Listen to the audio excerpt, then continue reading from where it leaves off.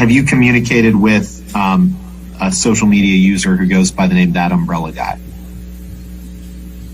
I've had several phone calls with a person who goes by the name ThATuMBRELLAgUY. Don't actually know his real name. Have you communicated with him other than through phone calls? I don't remember doing so, no.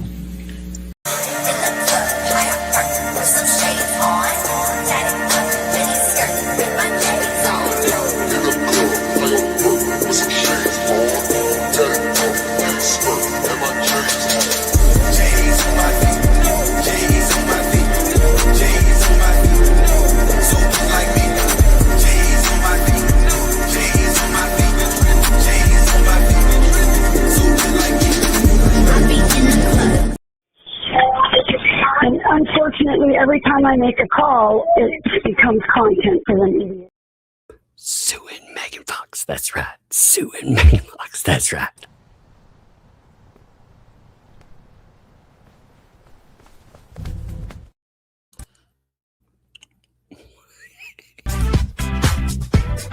Gold on my neck, gold on my hand, purple with the stripes, that's the walk of a man. Sidewalk shining, city lights humming, every step I take, they know a boss is coming. Blazing the whip, gotta vanquish the needs. My kingdom for some poppy seeds. Yo, yo.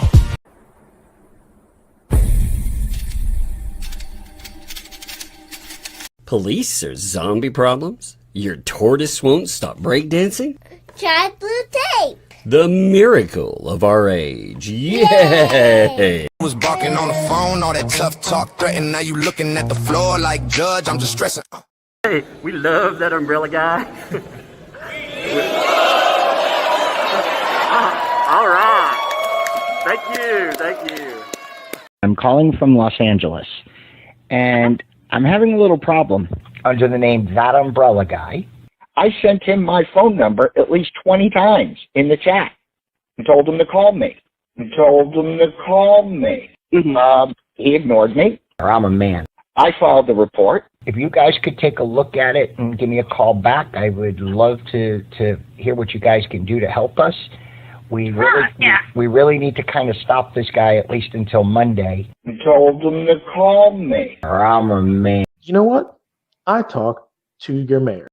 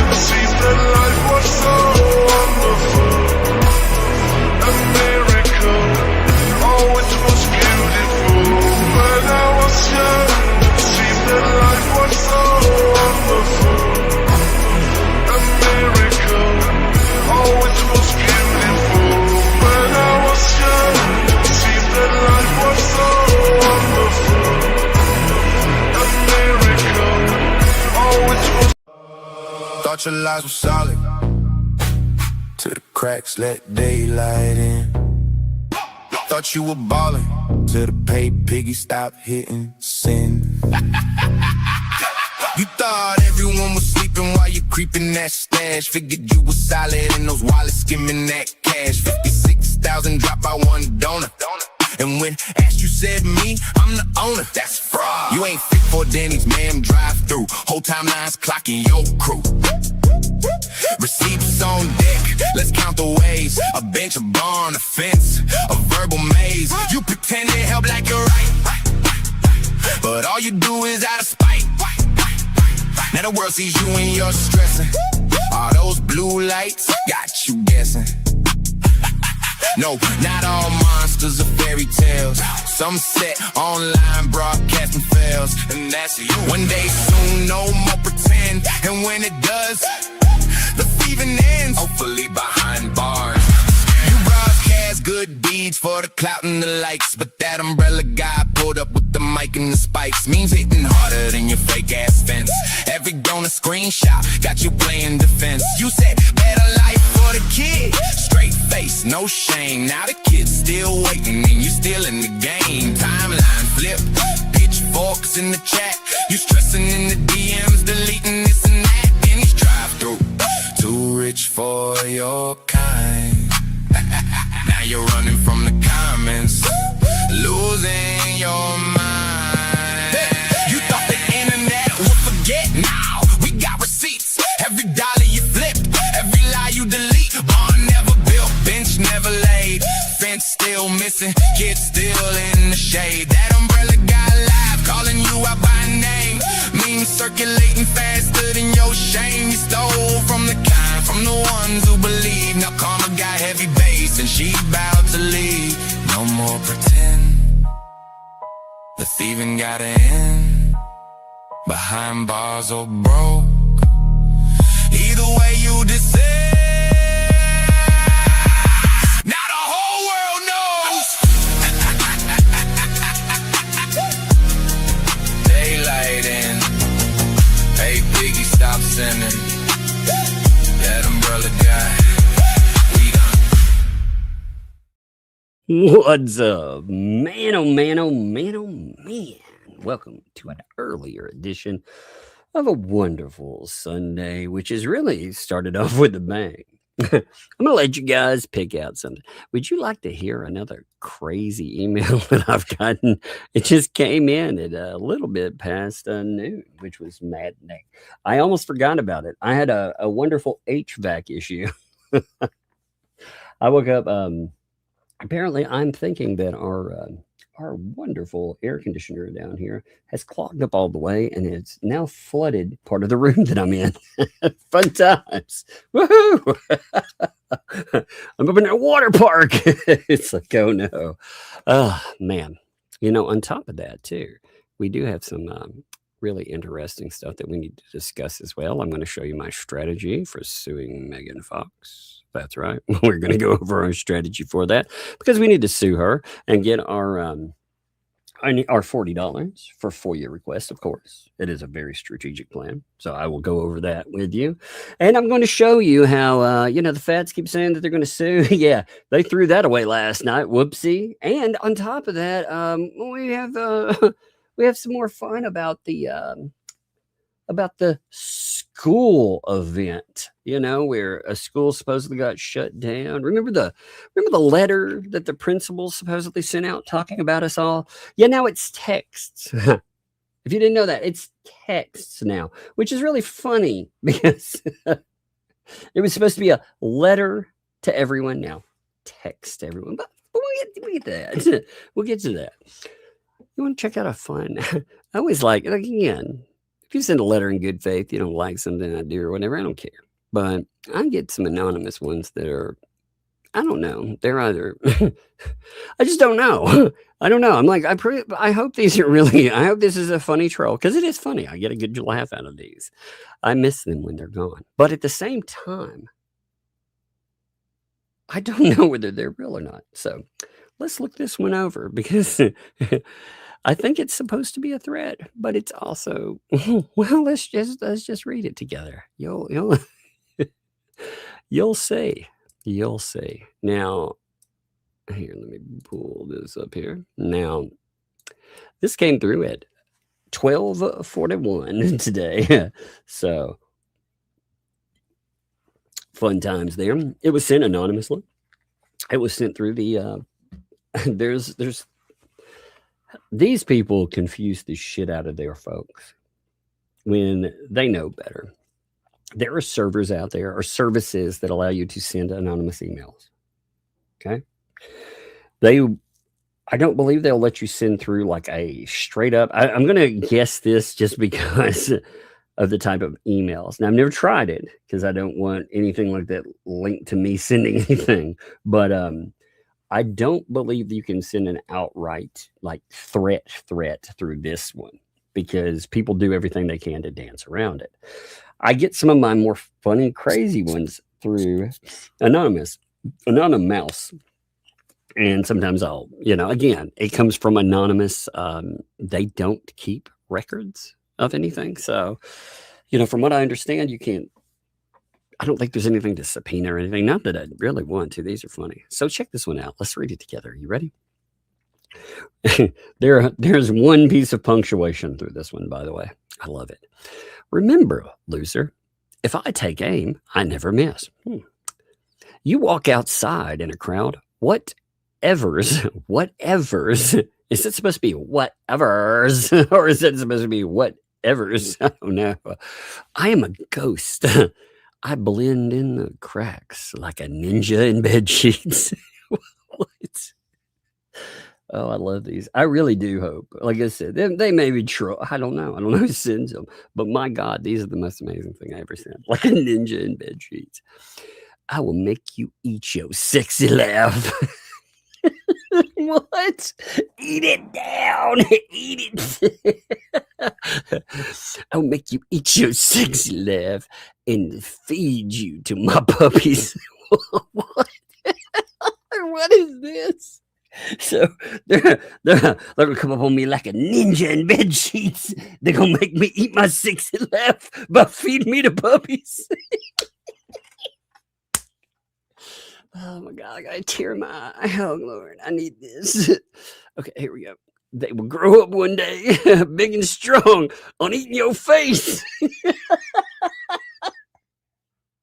Oh, is this real? Oh my God. I will pick you up in my Ford Firebird. Wait.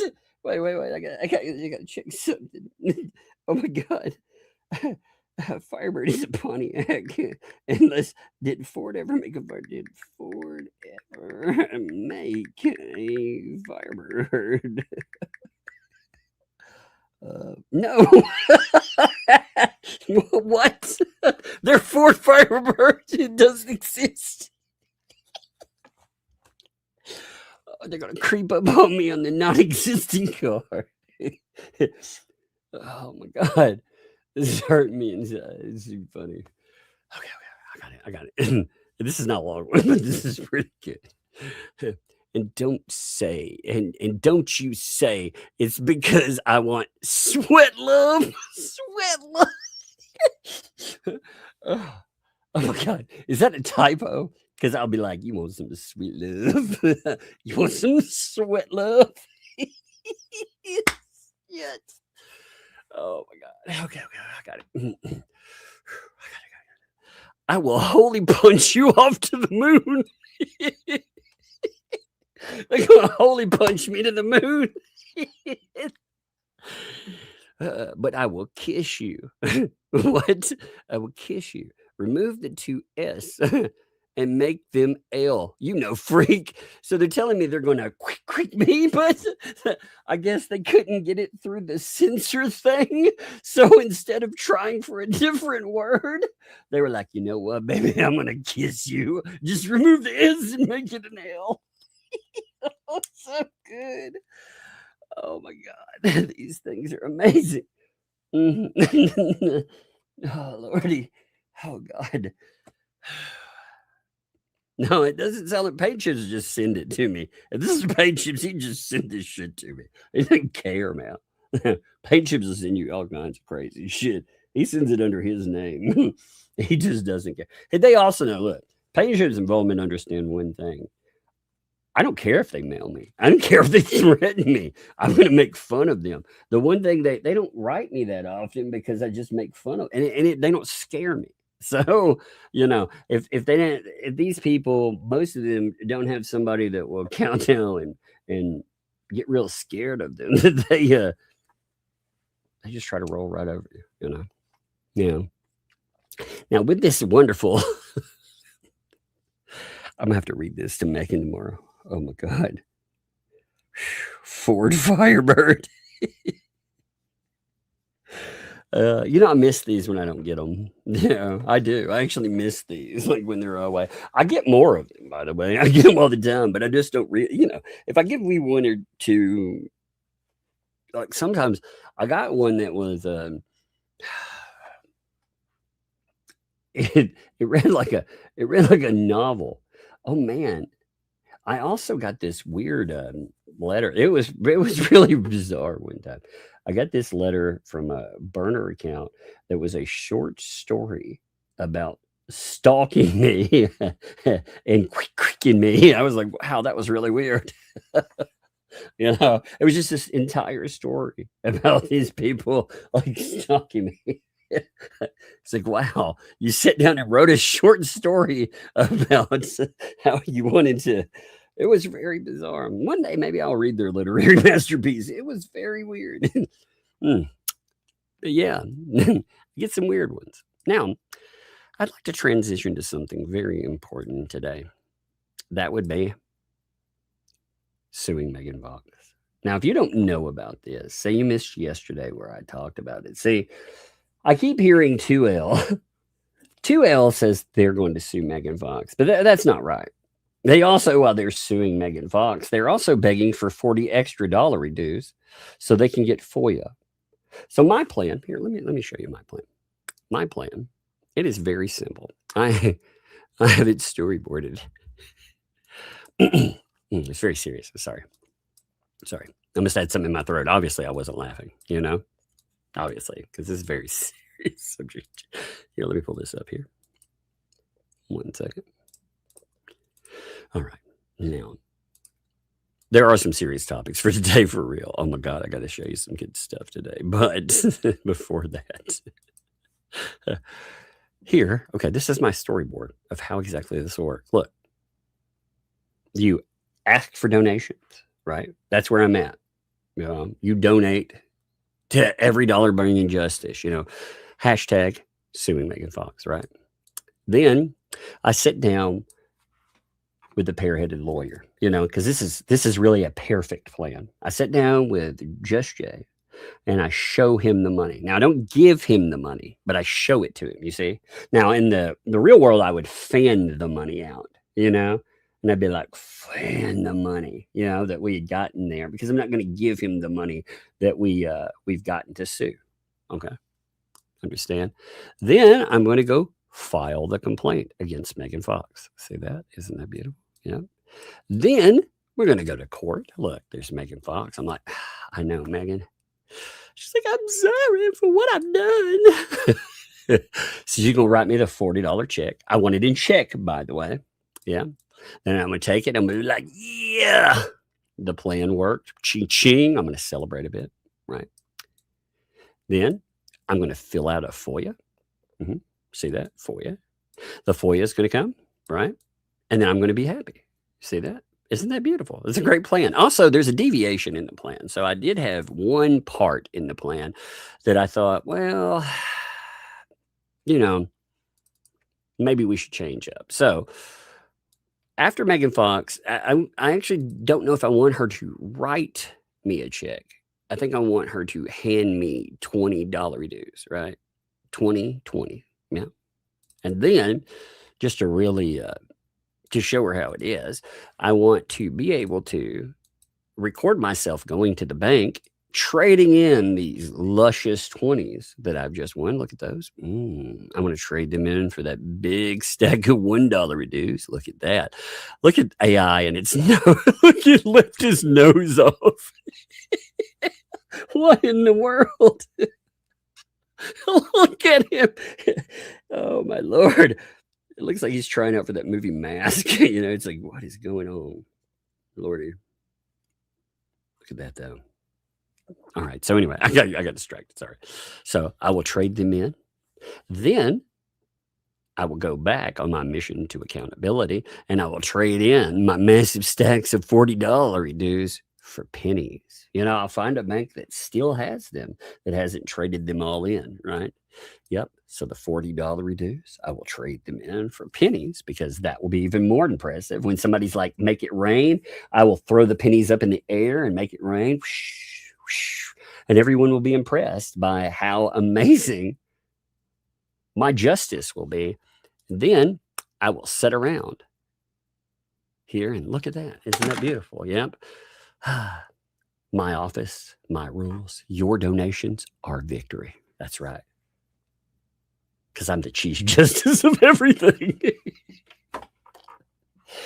Oh, so if you would like to, so the first step in this, again, I realize this is a very complex process here, but the first step in this is to get plenty of money to show off to Just Jay, so he will file us a lawsuit on his dime. Okay, so if you want to donate to the channel today to hashtag Sue Megan Fox, that is what we're doing today. And when she comes back tomorrow, we will brag about how much money we have actually gotten together to hashtag Sue Megan Fox. We will tell her, you know, and we will surprise her. Doesn't that sound fun? I think that's a great plan. You like that plan? I love it. Let me put that back up here, by the way. I don't even know why I'm forget.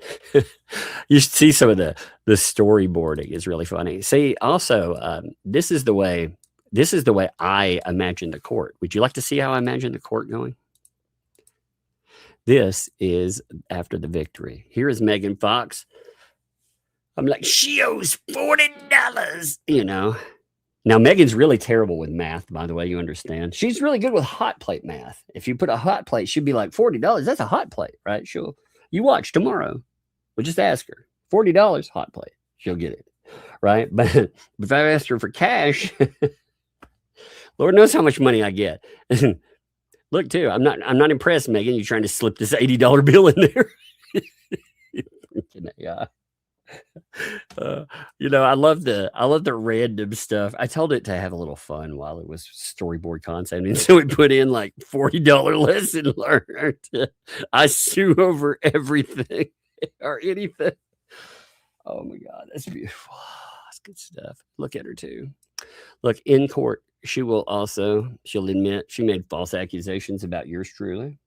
That will be that she didn't owe me $40 dues, and that she was talking the other day, and she was talking about the FOIAs that were sent, and she did not make it very clear to 2L that I already own her van. So, because I already sent the cease and desist first. That's right. I cease and desisted Megan Fox before anybody. So, even the rust off her vehicle, because she said there's rust on it, that's mine. That's mine. So that's a false accusation, and that's defaming too, because she didn't point that out right away. She ignored the evidence of that fact. I believe that is immortalized in live streams. And yes, wait is the court's time, because obviously she was going to lose this lawsuit, right?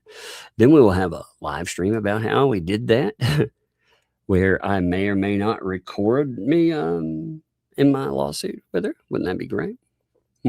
And then the judge will give thumbs up. He will be like, yeah, that umbrella guy's the greatest. Case settled. Megan Fox owed $40. See? Even the judge will know it's amazing. Y'all feeling that? Because I'm feeling it. So again, if you want to sue Megan, if you want to help me sue Megan Fox before anyone else can sue Megan Fox, consider donating to the cause, baby. Mwah. Poor Megan. She's like, no. And you know what I'm going to do too? I'm going to make part of the settlement I just thought about, right? You know that little platinum blonde streak that goes through her hair? And they talk about that money piece. I'm going to make her cut the money piece and give it to me as part of the settlement. And I'm going to glue it in my hair. I'm just going to lose like some epoxy glue. I'm too lazy to go to the barber. I'm just going to glue it in. Oh, it'll be great. See? Great plan. You all happy with that? I think it's a beautiful plan. I think it's beautiful. That sounds like justice, right? All right. So anyway, if you would like to take part in this, consider again backing the channel. You can back the channel because you like it, of course. But if you want to have even more fun, back the channel because hashtag see Megan Fox. God, that sounds good, doesn't it? Now, we actually have some serious stuff to go over, too. That is not one of the main topics, but it is a good topic. So yesterday I went over a police report last night. If you want to see said police report, you should check that out. It was really interesting. Now, what interested me about it, so it is It is a police report that was done in January by Leslie Federigos accusing Jeremy Hales of groping. Now, in that, she said she came to meet him at a storage unit, gave him a hug, went in, and sometime during that, he touched one of her tatas, one, it said singular one, in her pants. And then she went about being happy and merry and loading boxes and unloading boxes and stuff, you know, just what people would do. Not only that, but there's weeks between that, you know, weeks between it. And during those weeks between it, she was sending Jeremy Hales some very interesting letters. Now, we've only seen a fraction of these. There have only been a fraction of them that have put out in the public. But the ones that, now on top of these two, let me throw one other thing in here before we look at these two. On top of these, you've had her recent comments as well. And her recent comments are just as wild when you get down to them, because I was making a little chart of those. Again, I showed this, so I won't spend a lot of time, but I just want to focus on one of them because I thought it was really telling, because this is totally a sane way to handle things. The law wasn't helping me, so I took matters under my own hands. It's funny.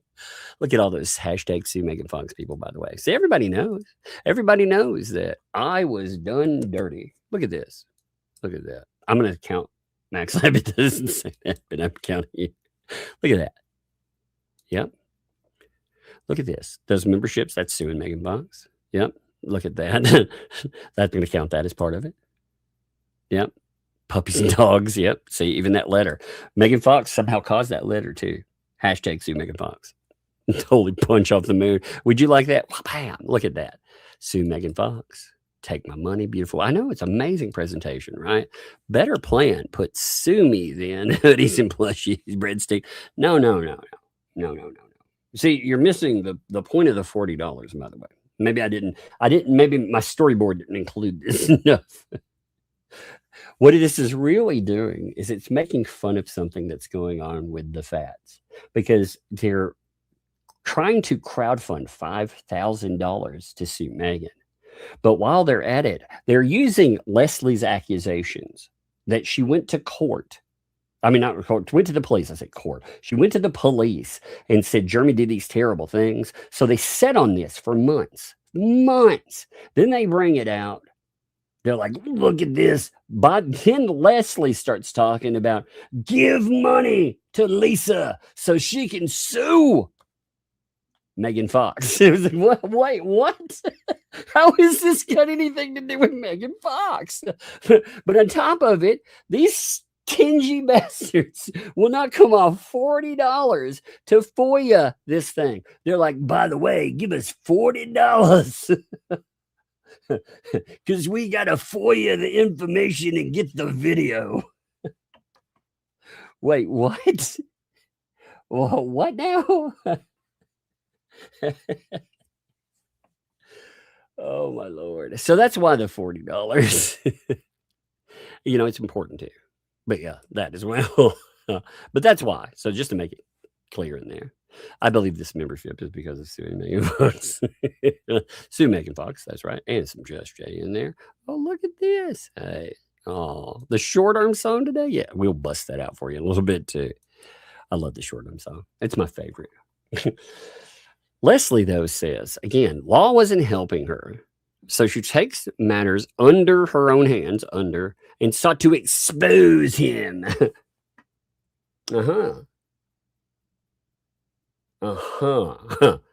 He was trying to ruin my life, so I tried to ruin his, and I lied. But she's not lying now, of course. She's not lying now. Now, as part of that, when you look at the police report, it has a weird thing on it called a date, right? So we get a timeline for all this stupid, all right? The the timeline is here. Let me pull this up here so you can see the timeline. All right. I want you to be able to follow how I put this together because it's beautiful. Because I'm so good at this. Hashtag humble.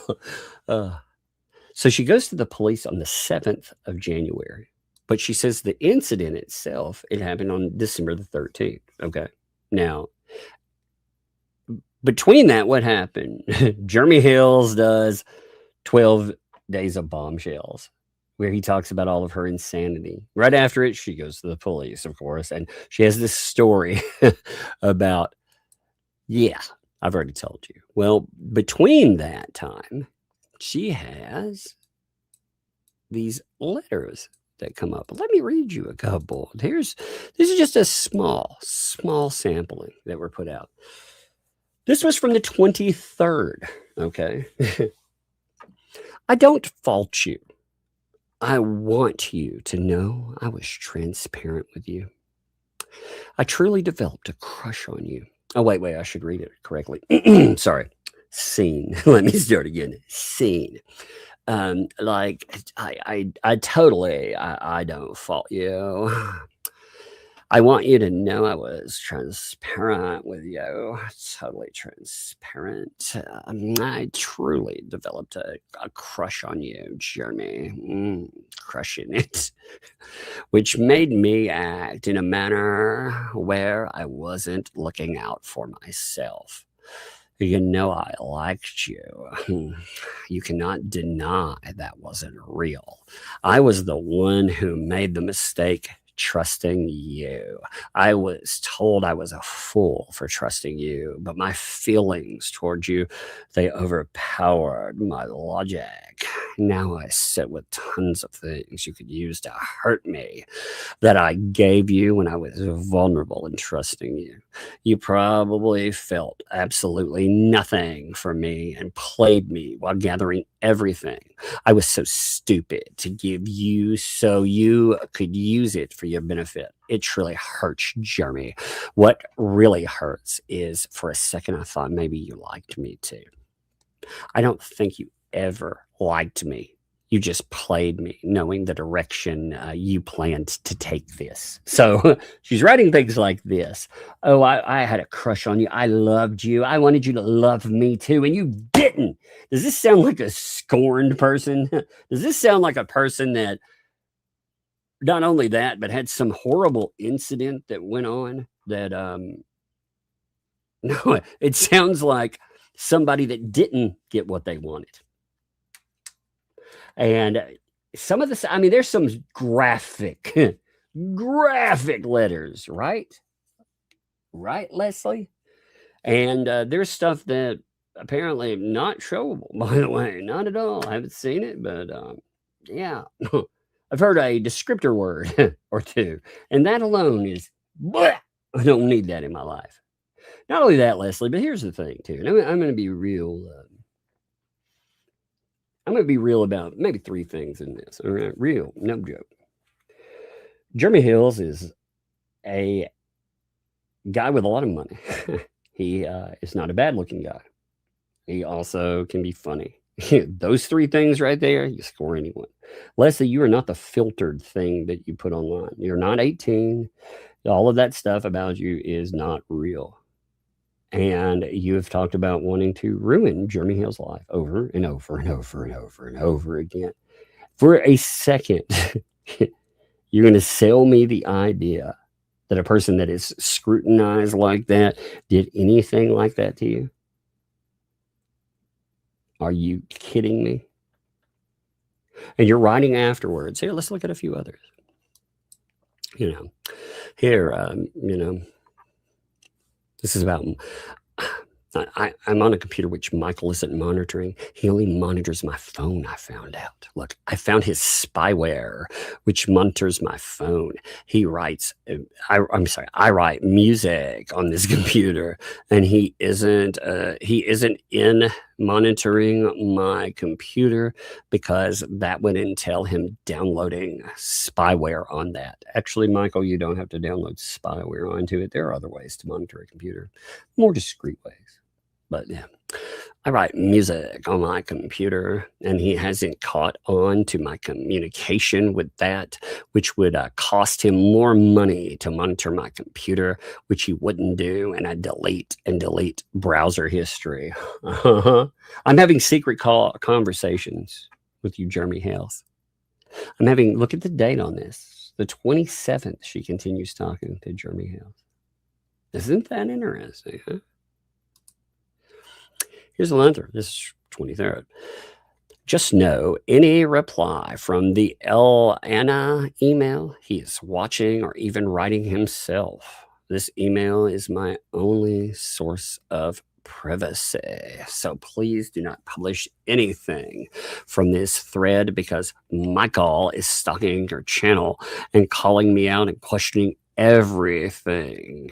Or question me about anything you post. If you want it published, use that email.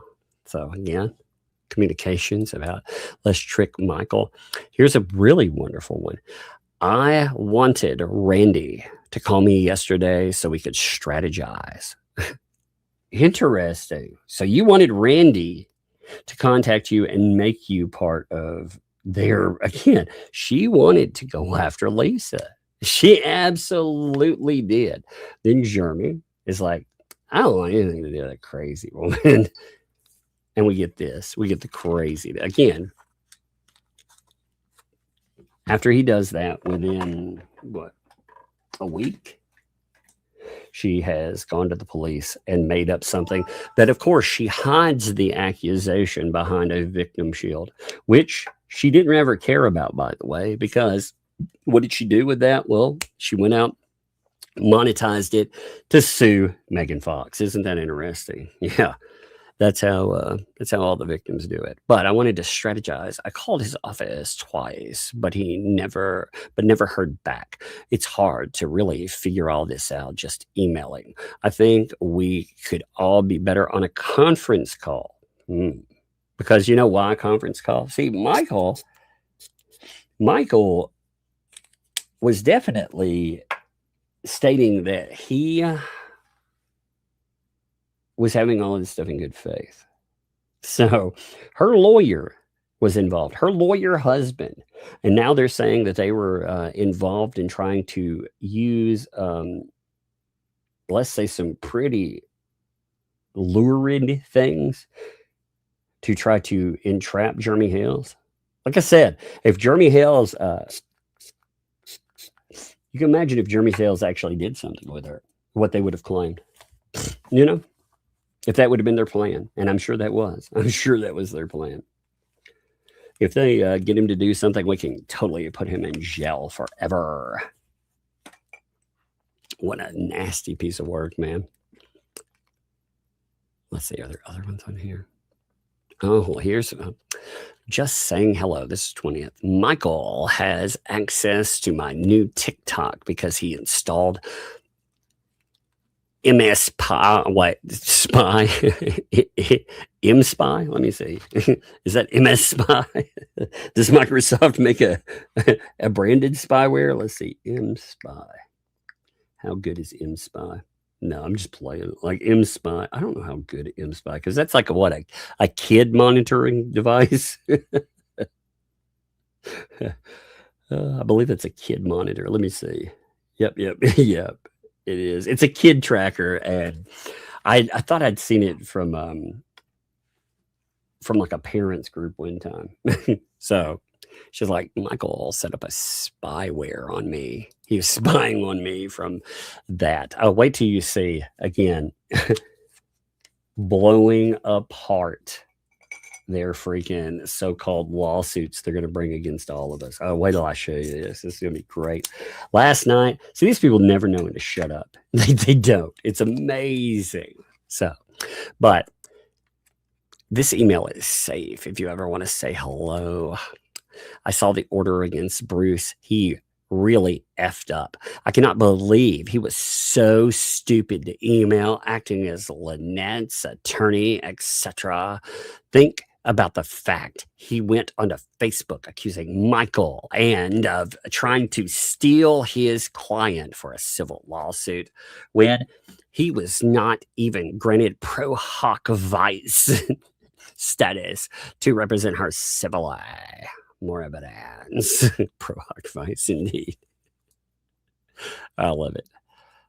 But yeah, those are just a little sampling.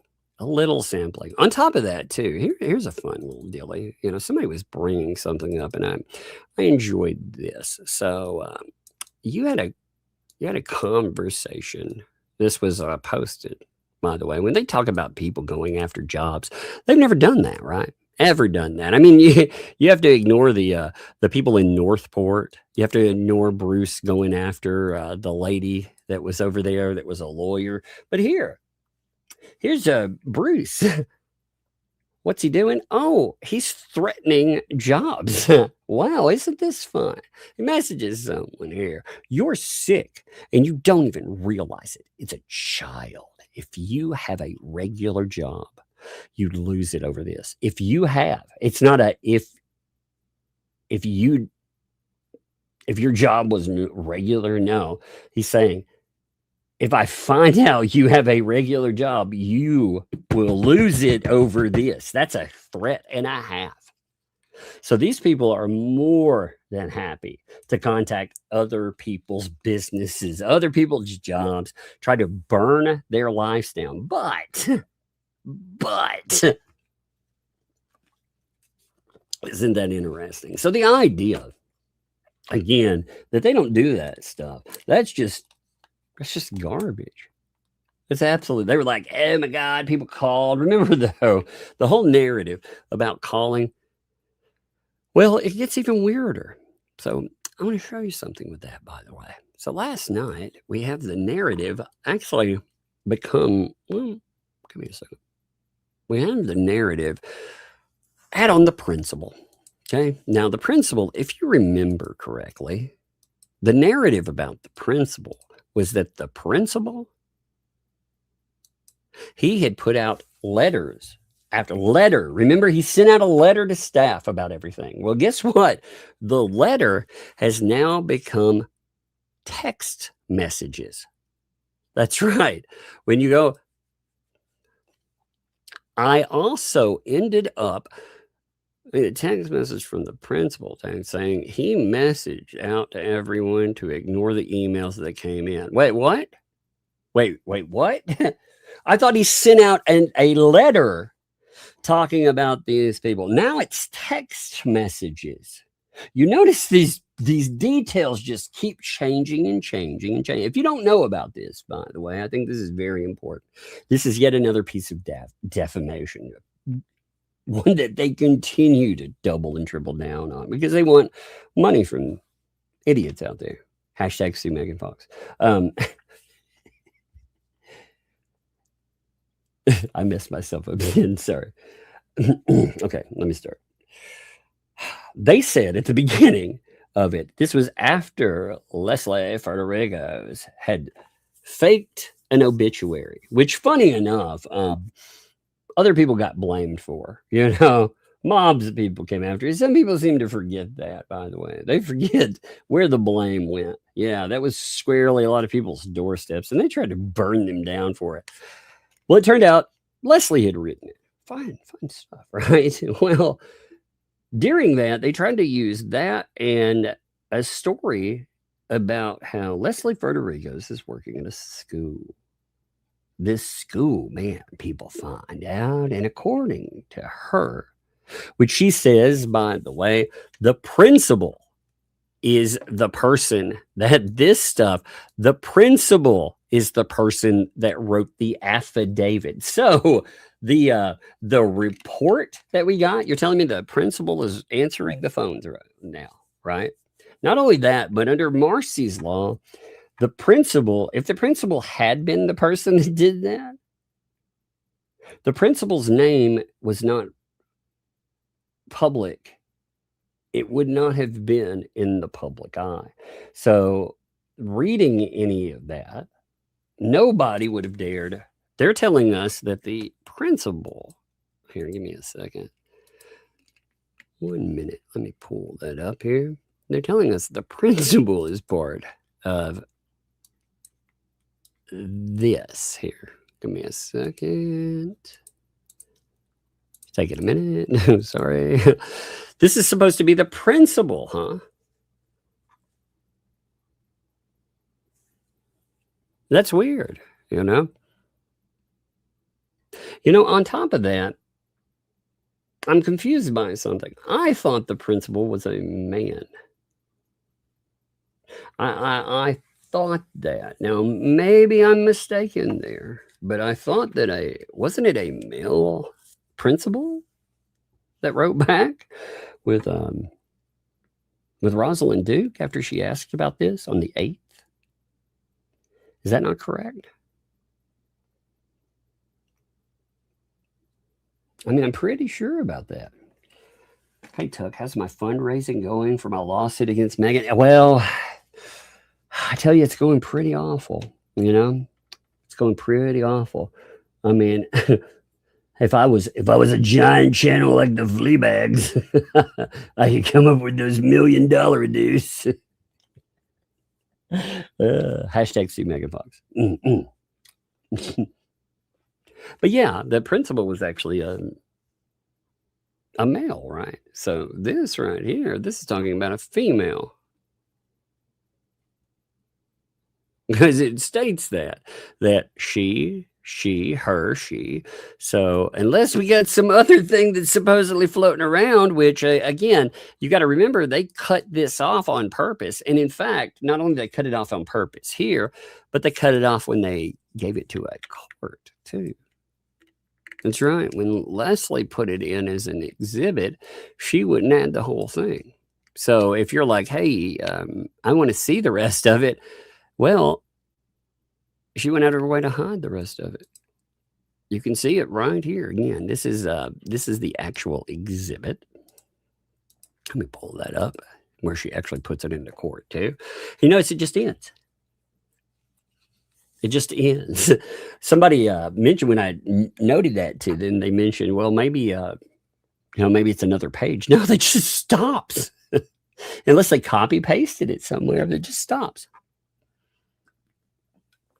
So yeah, it's missing stuff, you know, like the conclusion of it.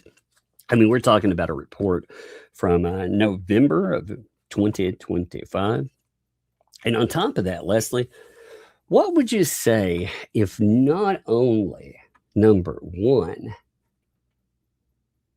did I have said letter that you were supposedly talking about, but I had it in context of where you had been spinning it yourself as the letter that was sent out by the principal. What if I had that kind of proof, Leslie? What if I've been waiting for you to come back in here and to fuck around and to try to change up the story yet again when I have this solid piece of evidence in my hand? What would you say to that? Huh. Be weird if I had that, wouldn't it? Be weird. You know, because, yeah, like I said, I have the letter itself.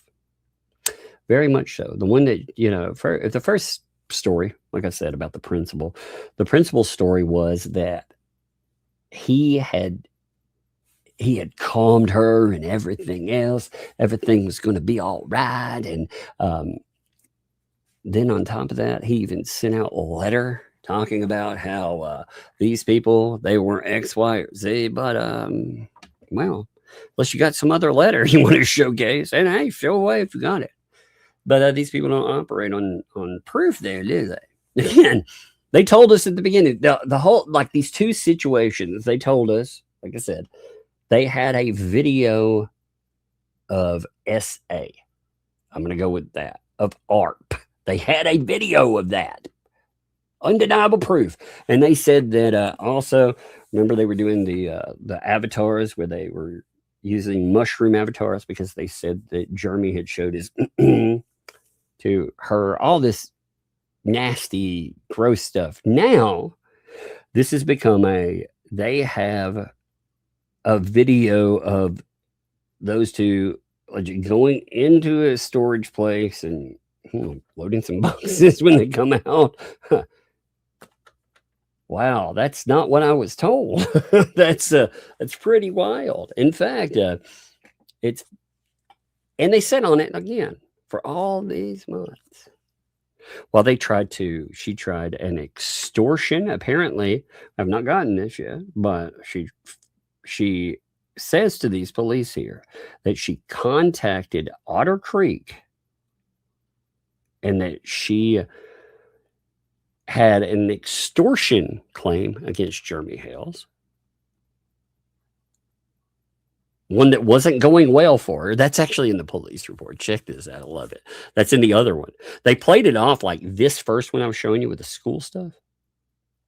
That was like a catch-all report. I mean, they lied. Then they lied even more, which was really funny. I picked up where they were talking about it. I mentioned this yesterday, but they brought it up again. They were like, Tug, he had that FOIA so quick. He had to be sitting on this. He had to sit on that police report. No, actually, again, I'm going to show you this. It's pretty amazing. But I think you need to see this because it's a miracle. Actually, you want to see a miracle about how you get FOIAs. You want me to show you how you can get a FOIA like within seconds? Now, this is going to blow your mind when I show you this, though. Okay, so you people are going to be like, "Holy God, Tug! I didn't know about this." You know. So I'm going to show you a magic miracle. It's going to be awesome. This is how I got that FOIA within minutes. Check this out. You see this right here? This is me. Yeah. Yeah, that's me, Tad Guy, by the way. You see the FOIA here? This is the person that posted it. That's how I got it magically in minutes.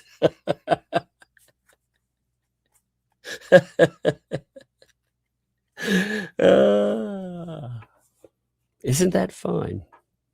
So somebody else actually got the report. It wasn't in minutes either. It was within a day and a half of being mentioned, but I didn't actually have it at all. I still haven't gotten it. There is FOIA request that is in for it, but this person had it. They posted a say, and props to you, by the way. Props to you. I appreciate you very much so. But what was funny is they posted a segment of it, and I think it really caught the Fats, Leslie, all of them off guard because they were planning on dangling out this carrot and trying to strike people over it. I mean, they admitted they tried to strike my channel over it. They admitted that over again. Police, which is one of the dumbest things you could ever freaking say or do. But they did, apparently. But what's amazing is they didn't, number one, I guess they didn't expect me to. Actually, what I think happened, this is my personal opinion on it. Take it as you will. I don't think that 2L realized that Leslie can't stop herself. So she threw it into a 240-page document that she was creating and stuck in the courtroom. I don't think she expected it to come out that fast. She thought it would take us at least a week to get a hold of that one. In fact, she didn't expect us to get a hold of that one at all. They made it as hard as they could, not just for us, but for anyone in their audience that wants to verify anything. They've done their damnedest to try to make that impossible.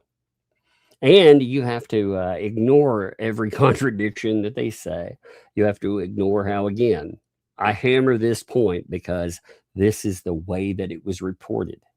School district shut down, panic, teachers flipping out, education stopped for 3,000 plus students.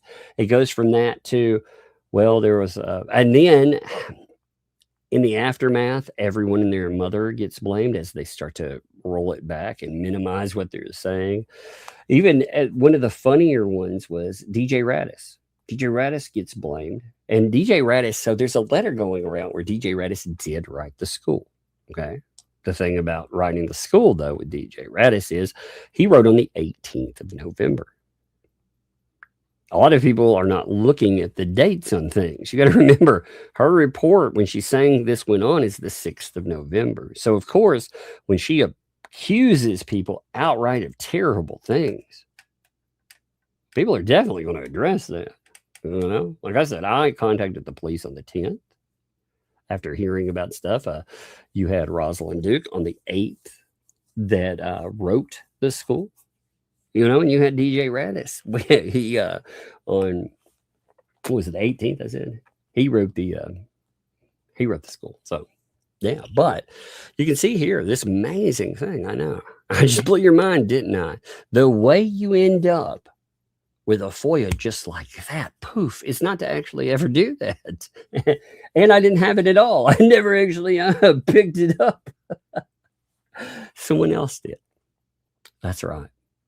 I made such a big deal out of it, like it's some kind of freaking secret that people were hiding. No, actually, they hid the fact that they were doing this to tell you how duplicitous and nasty these people were. They've been trying for a gotcha on your Hales a million different ways. In fact, it's probably caused them problems.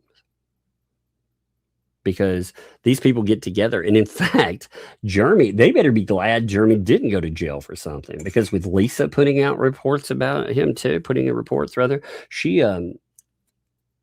admitted these two.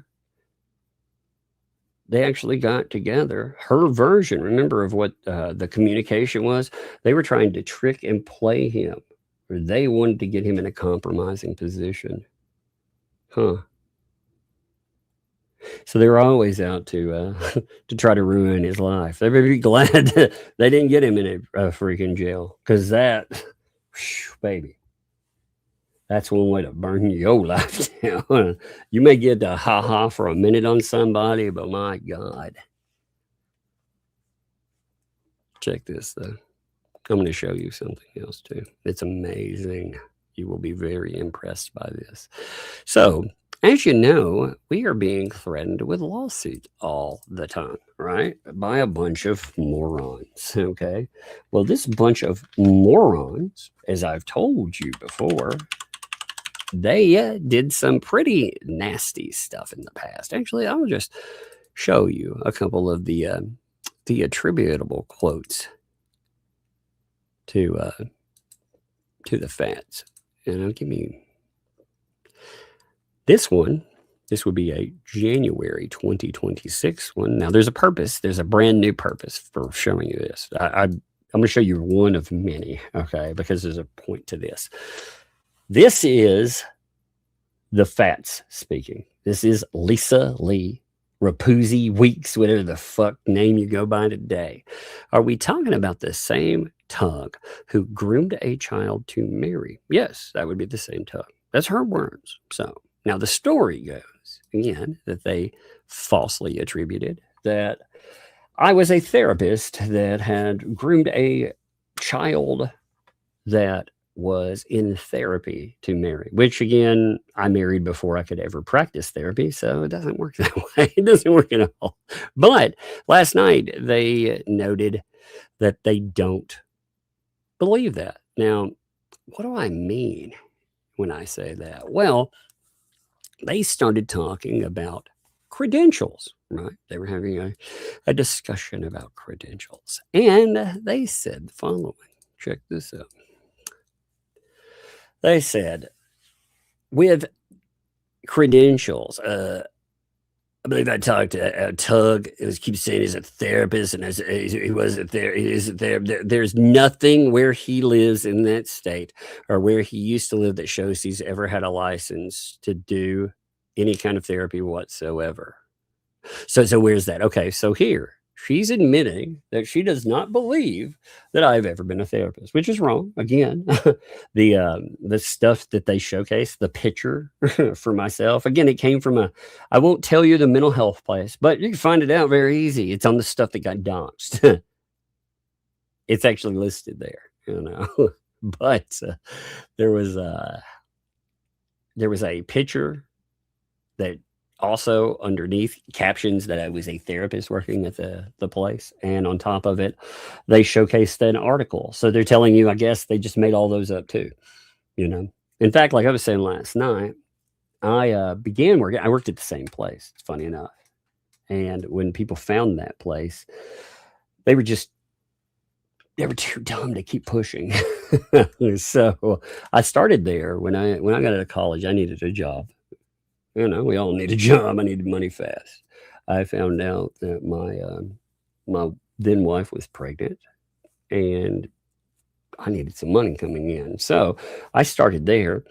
As I put in for a lot of places. The first place they got back to me and it was shitty pay, by the way, but it was a mental health organization, a rural mental health organization that hired me as a case manager at first. Now here they call those care managers now, but at the time it was case manager, right? After working there for, I can't remember how long. I worked at the same place for a long time, 13 years maybe. Can't remember exactly how long. I'd have to go back and look. But after that, this place, they ran homes. They were a private place. They did community mental health as far as facilities, but they also had homes attached as well. So, if you have homes and you provide the whole package, you make a lot of money that way. So that's what they would do. And they had 4 homes in Dayton, Tennessee. That's where they found the information from, Dayton, Tennessee. So in Dayton, Tennessee, they opened these 4 homes.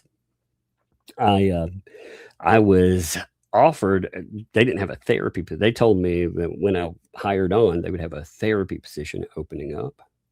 So I was looking for a therapy position that I could roll, that I could move into. But I also, like I said, I had to have money at the time. So I worked, and they offered me a therapist position, but also they offered me the directorship of the mental health place that was opening in Dayton, Tennessee. So out of that, I worked. It was a small place. We had a few cases. I can't remember how many case managers, maybe 3. We get some that would come in and out. So it's hard to remember like how many were actually stationed at that place. But I think 3, a nurse practitioner. We had a couple of nurses, and then we had, front desk people. But for me, I pulled double duty. I worked as a therapist and I worked as the director. Then they had needs. I believe it was around 2018. I believe that's when the move started. So I ended up 2018, 2019. They ended up with a need where they could not figure out how to do certain things and meet state requirements. So I started moving up to their corporate place here. It's in the area I live. I don't live very far from their corporate headquarters. But that's around, it didn't take too long. Then I ended up having that place doxed because they've put that information online. I mean, you're going to get doxed anyway, but I ended up, the reason they never found it, like I was saying last night, is when people would call, they would call the Dayton facility where they found that information. And they would ask if I still worked there. And the people who worked there, those were my people. I hired the front office people. They were subordinate to me because I was still going back and forth, making sure that place ran. But on top of it, even if there wasn't, they were people. I was in corporate now. I was doing corporate work, but I also would do therapy sometimes. It depended on what was around. I would do it out of the location that's up in this area.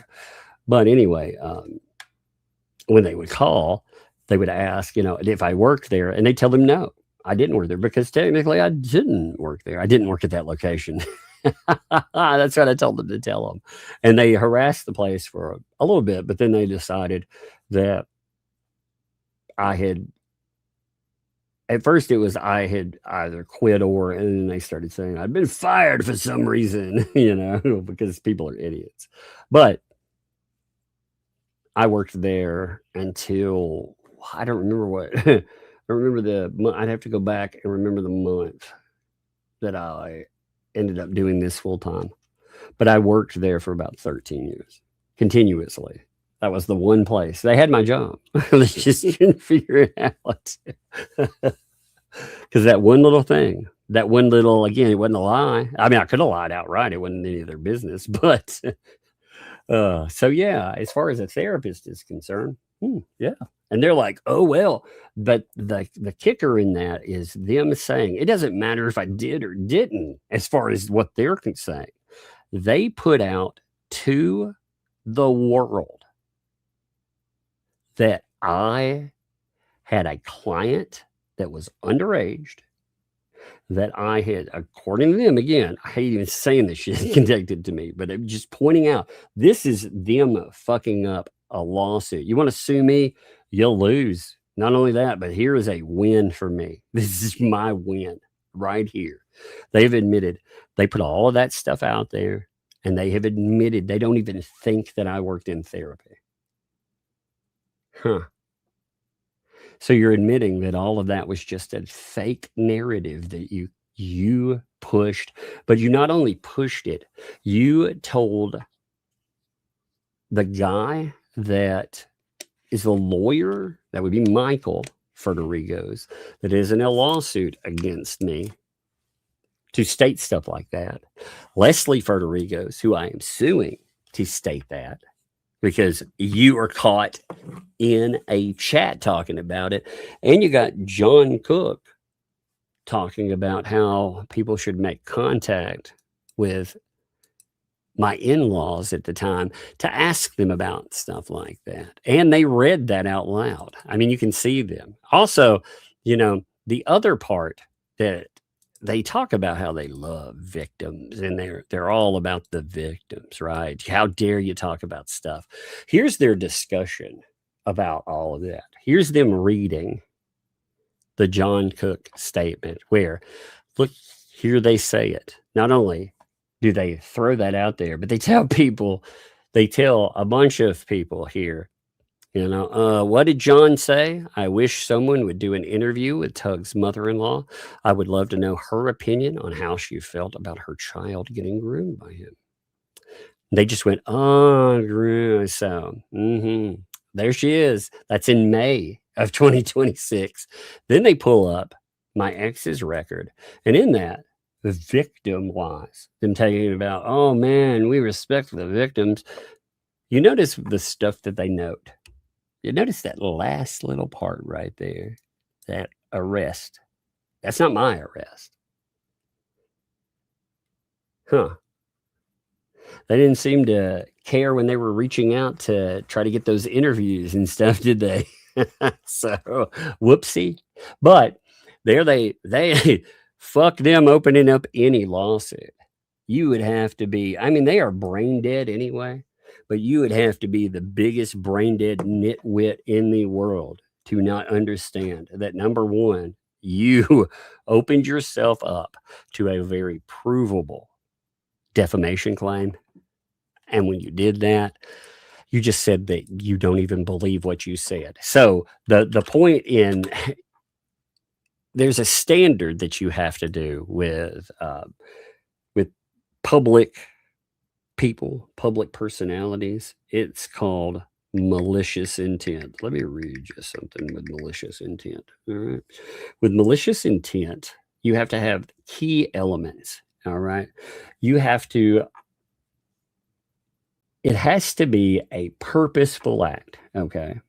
Now, with a purposeful act, they can either know that something they say is false or just not care that it's false. It's not enough to say, well, maybe. No, they have to show malice. And in that, in their own statements, they have proven malice. So just from that, we have more to cover today too. I'm just showing you, like, these idiots never know when to stop. They spin and spin. They think they're going to make money. And again, this is just one thing they've done.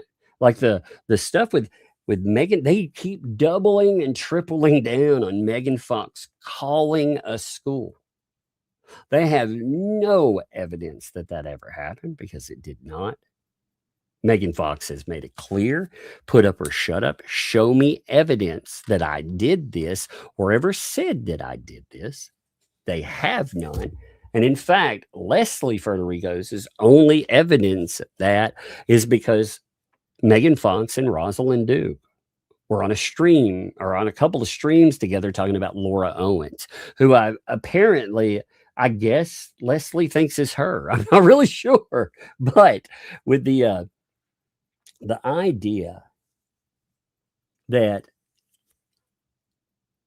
they're like, oh, we're going to get her for the copyrights. Well, not only going to do that, but again, they're going to open themselves up to a real lawsuit. And oh man, it will be epic. It will be epic. Also, they can't afford a real lawsuit. They've told you that. They are begging out, and they're having to take it in installments. See, they're begging for $5,000 so they can go after Megan Fox, right? Well, $5,000 is just, it's a down payment. It's not actually the amount of money that you need to sue somebody. In fact, $5,000 ain't shit when it comes to suing people. You're not going to get anything with that, but they think they are. Now, let me show you something else, and then we're going to look at some video. One second. I need to pull up a statement. There is a statement that I have to pull up and talk about because it is so crazy. And I've skipped over it because I've been doing, I've been going through so many different items, but my Lord, some of the stuff that the freaking Lynette Preston has put up is just unreal. So she put up a statement about Ashley that was it was freaking insane. And I want to go over it with you. You need to hear this. Again, this is the type of person all these pieces of garbage cheerlead. So check this out here. Remember, they care about victims too. Unless that victim happens to be somebody like, again, or survivor. I think survivor is a good word. I don't like any of those words, really. I understand the meaning. I like it better than victim. But whatever you use with the word there, the person in the Lynette Preston story, Lynette is not the victim of Ashley. That's the thing that really needs to be done across. Lynette pretends to be her victim, but yet. So listen to this here. It's horrible. Look, no punctuation for a while. Then we finally get some. What is horrible in all of this that's going on in our lives is that I look at little HG every day and I tell her how absolutely beautiful she is, which is exactly what I did each and every one of my daughters. I told my children how beautiful they were, how special they were. These lies that are coming forth are so hurtful and wrongful, degrading, humiliating, and all for what? Because Ashley got jealous, sibling rivalry. I got a new child, and she was no longer my baby, and this is how she reacts. Now, this is where it gets nuts, all right? There was a time when my darling Ashley stood over her sister in the middle of the night. And when her sister woke up, sensing someone standing there, she realized that Ashley was standing there with a butcher knife pointed at her. What? Whoa, wait, what? So she comes out with this story out of the blue, talking about, again, she is talking about someone she is supposed to love and care for.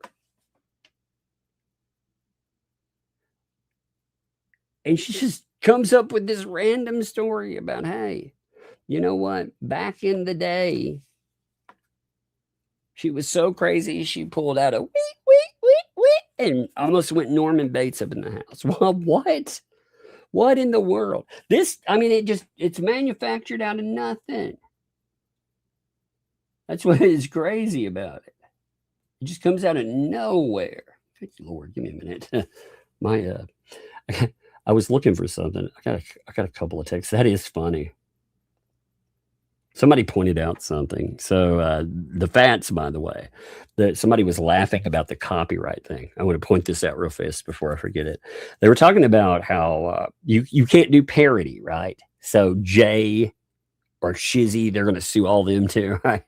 Well, it's funny because one of their thumbnails is designed after The Price is Right. It's a parody of The Price is Right.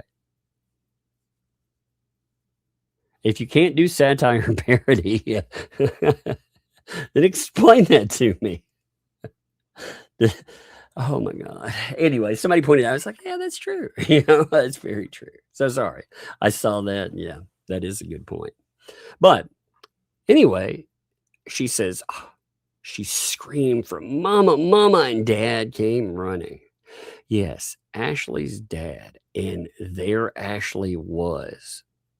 And when asked why she was doing that, she said she was mad because her sister was prettier than her. What the fuck, Lynette? This woman is a monster. Like she went from saying she was a problem child to saying, and she was jealous. She has taken it to like some insane level. She took it like on a scale of 1 to 10 with what she was saying. She just took this thing to 100. Because again, she took the story from, she was jealous when I adopted to, you know what? She was standing over her sister with a weep, weep, weep because she was prettier than her.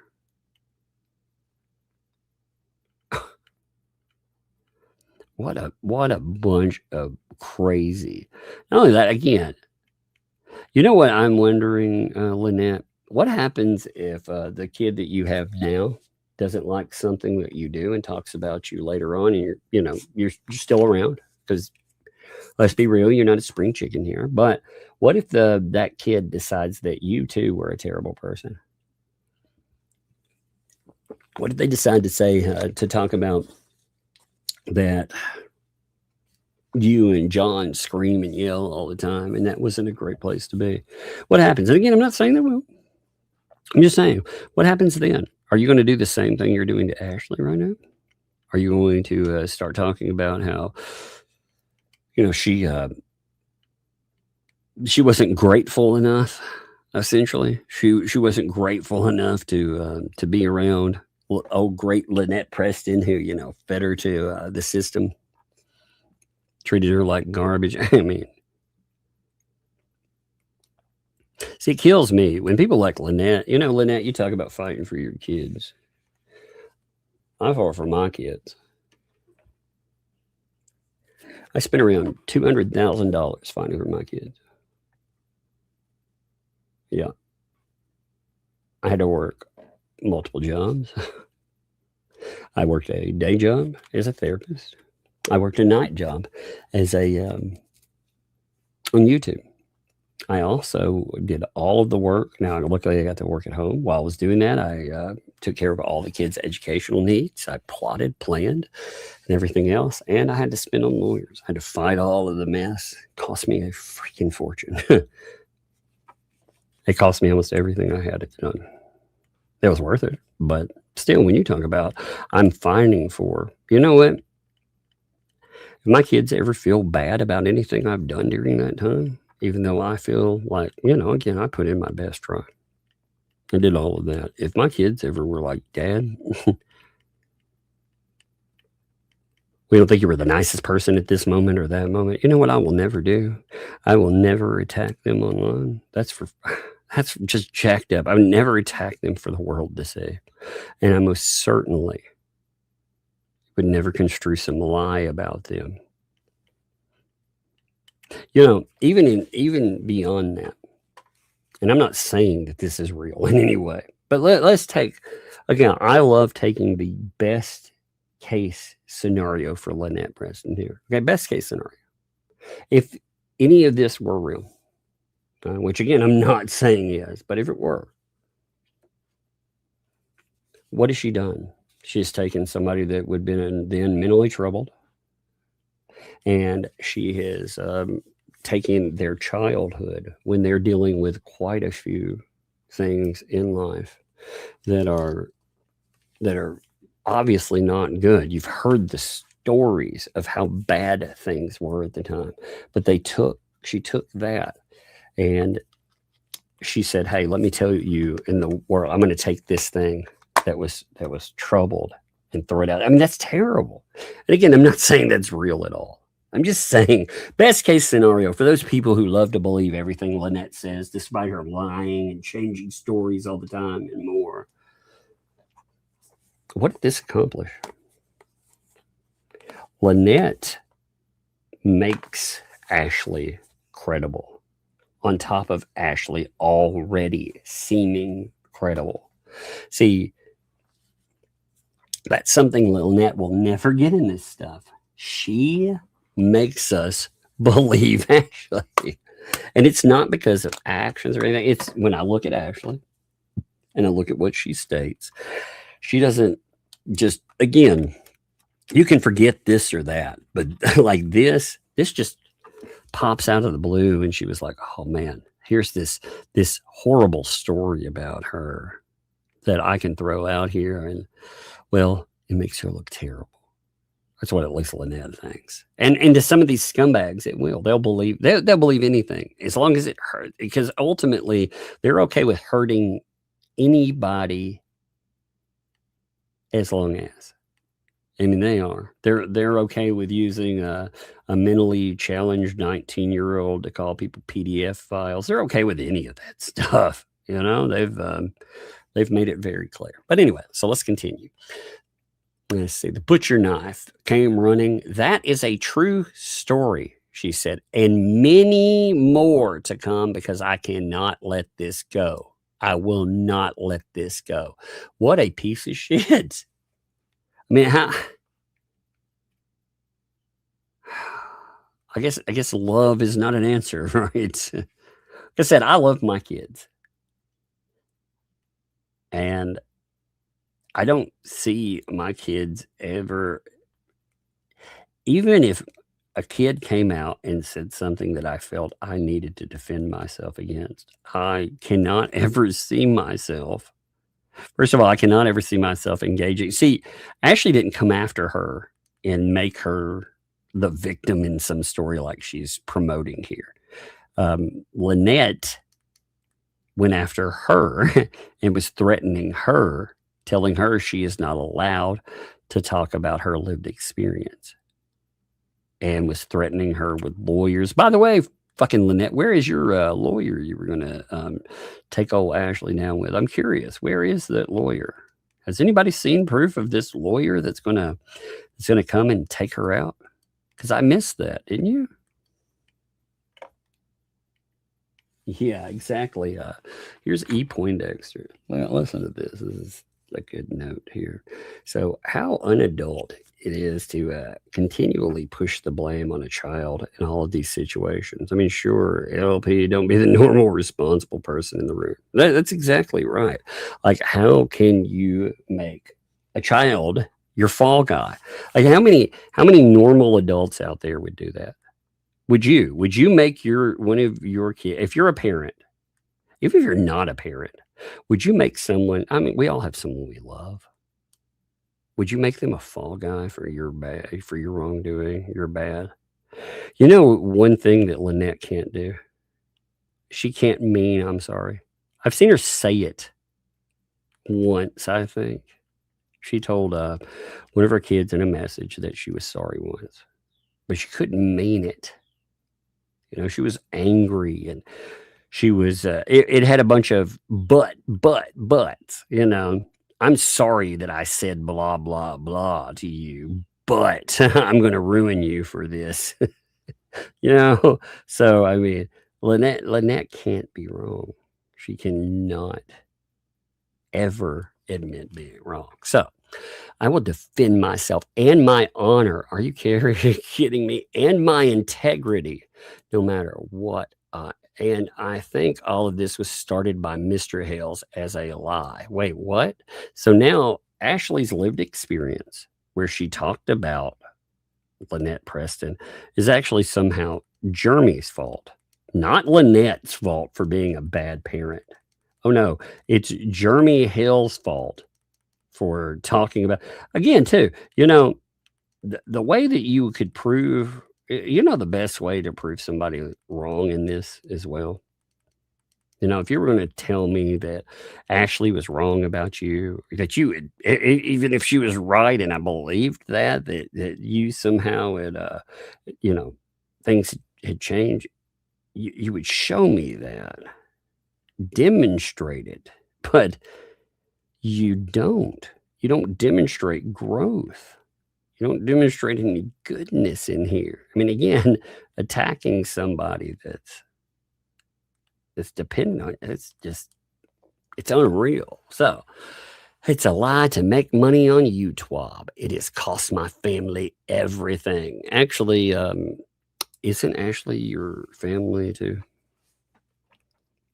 So the lie she's talking about, again, she is blaming Jeremy Hales for Ashley's experience that she noted before Jeremy Hales was around, by the way. Jeremy Hales was not even around to be part of the telling, but Jeremy is to blame. Isn't that strange, man? That it's touched many more than just John and I and Hartley. Hartley, by the way? No, spell the kid's name. Come on, man. That's a weird freaking typo, isn't it? Hartley. Okay. Hey, did you, it's touched more than just myself and Hartley. Oh my God. Sometimes I do think, like, is Lynette a real person? You ever feel like somebody is messing with you? Like, this can't be a real human being. Hartley. I get typos, man. Come on, though, dude. I mean, when you're sitting here and being like, yeah, I love my family more than anything else, all this stuff is a lie. I mean, obviously, Hartley backs me. What? Wait, what? Hartley. All right, I digress. Anyway, Hartley, because it involved the biological family. It destroyed an adoption, a fairy tale story. Again, we've talked about this with her video, but her so-called fairy tale story, the thing that she's calling a fairy tale, actually is more nightmarish, because as part of that, she herself went and told the world that the family wanted to get rid of the child and went to, like, say, I think she called it an abortion clinic, is the way she talked about it. But she said they went 3 times. That is not a fairy tale. Then that was not my words. I would never say that to a child. That a little girl one day could have told that she could no longer tell it ruined and destroyed a 40-some-year dream of having more children. Wait, you now have, Harley was a 40-something year dream? What? How old is Lynette? 60? Is that correct? Lynette's like, what she said, when Harley is 20, she will be 80, right? So she's 60, right? I'm correct in that. Yeah, I'm not just 64. Okay, thank you. So 40 some years. Let's take it at the best case scenario, right? Okay. She's 64. Yeah. Okay. Again, best case scenario at 64, 40 something. People don't say 40 something for 41. That's usually best case scenario is 43, right? I mean, correct. So if it's 43, I mean, again, that's the best. I usually, if I'm saying 40 something, I'm usually talking about 45, 47. Because before that, I'll if it's before 45, I'll usually say the number. That's me. But 40 something, again, I'll say 43 though. That would mean at 21 years old, she was dreaming of having more kids. Now, Okay, that would be okay, except for the fact that you did have more kids. You had all of these kids in your life. And you've talked about how, again, Ashley was one of those kids. What really hurts me with this is those kids don't count. You're telling them they're not loved. Like that's what all this says. They were never loved. When you talk about Harley, my father and I were estranged. Okay. And my father would say things about, like, about kids. He would say, I can talk about my biological father. He would say things like, he lost a kid. He lost a son. And he said, that was my one chance at having a son. He was like, wait a minute. I thought I was your kid. But, he felt because they'd lost in divorce. But he'd do that. And, that's just hurtful as shit. And that was a minor thing compared to what I've seen with Ashley. The stuff that has been piled onto her is just so nasty and vitriolic. And this was your kid. You take on when you marry somebody, you date some. I have dated, this was a while back, before marriage, but I've dated where someone has had kids and you treat those kids like a rock star, man. Those kids, they matter. You're not trying to replace a parent or anything, but you want to be a parent too. And she claims that she was, being a parent. And yet, again, you look at her wording. Imagine being a kid and dealing with this, because I can only imagine how bad that would be. But she said, it's a 40-something year dream and being blessed by God to be a mother again. This has done so much more than just harassed us or bothered us.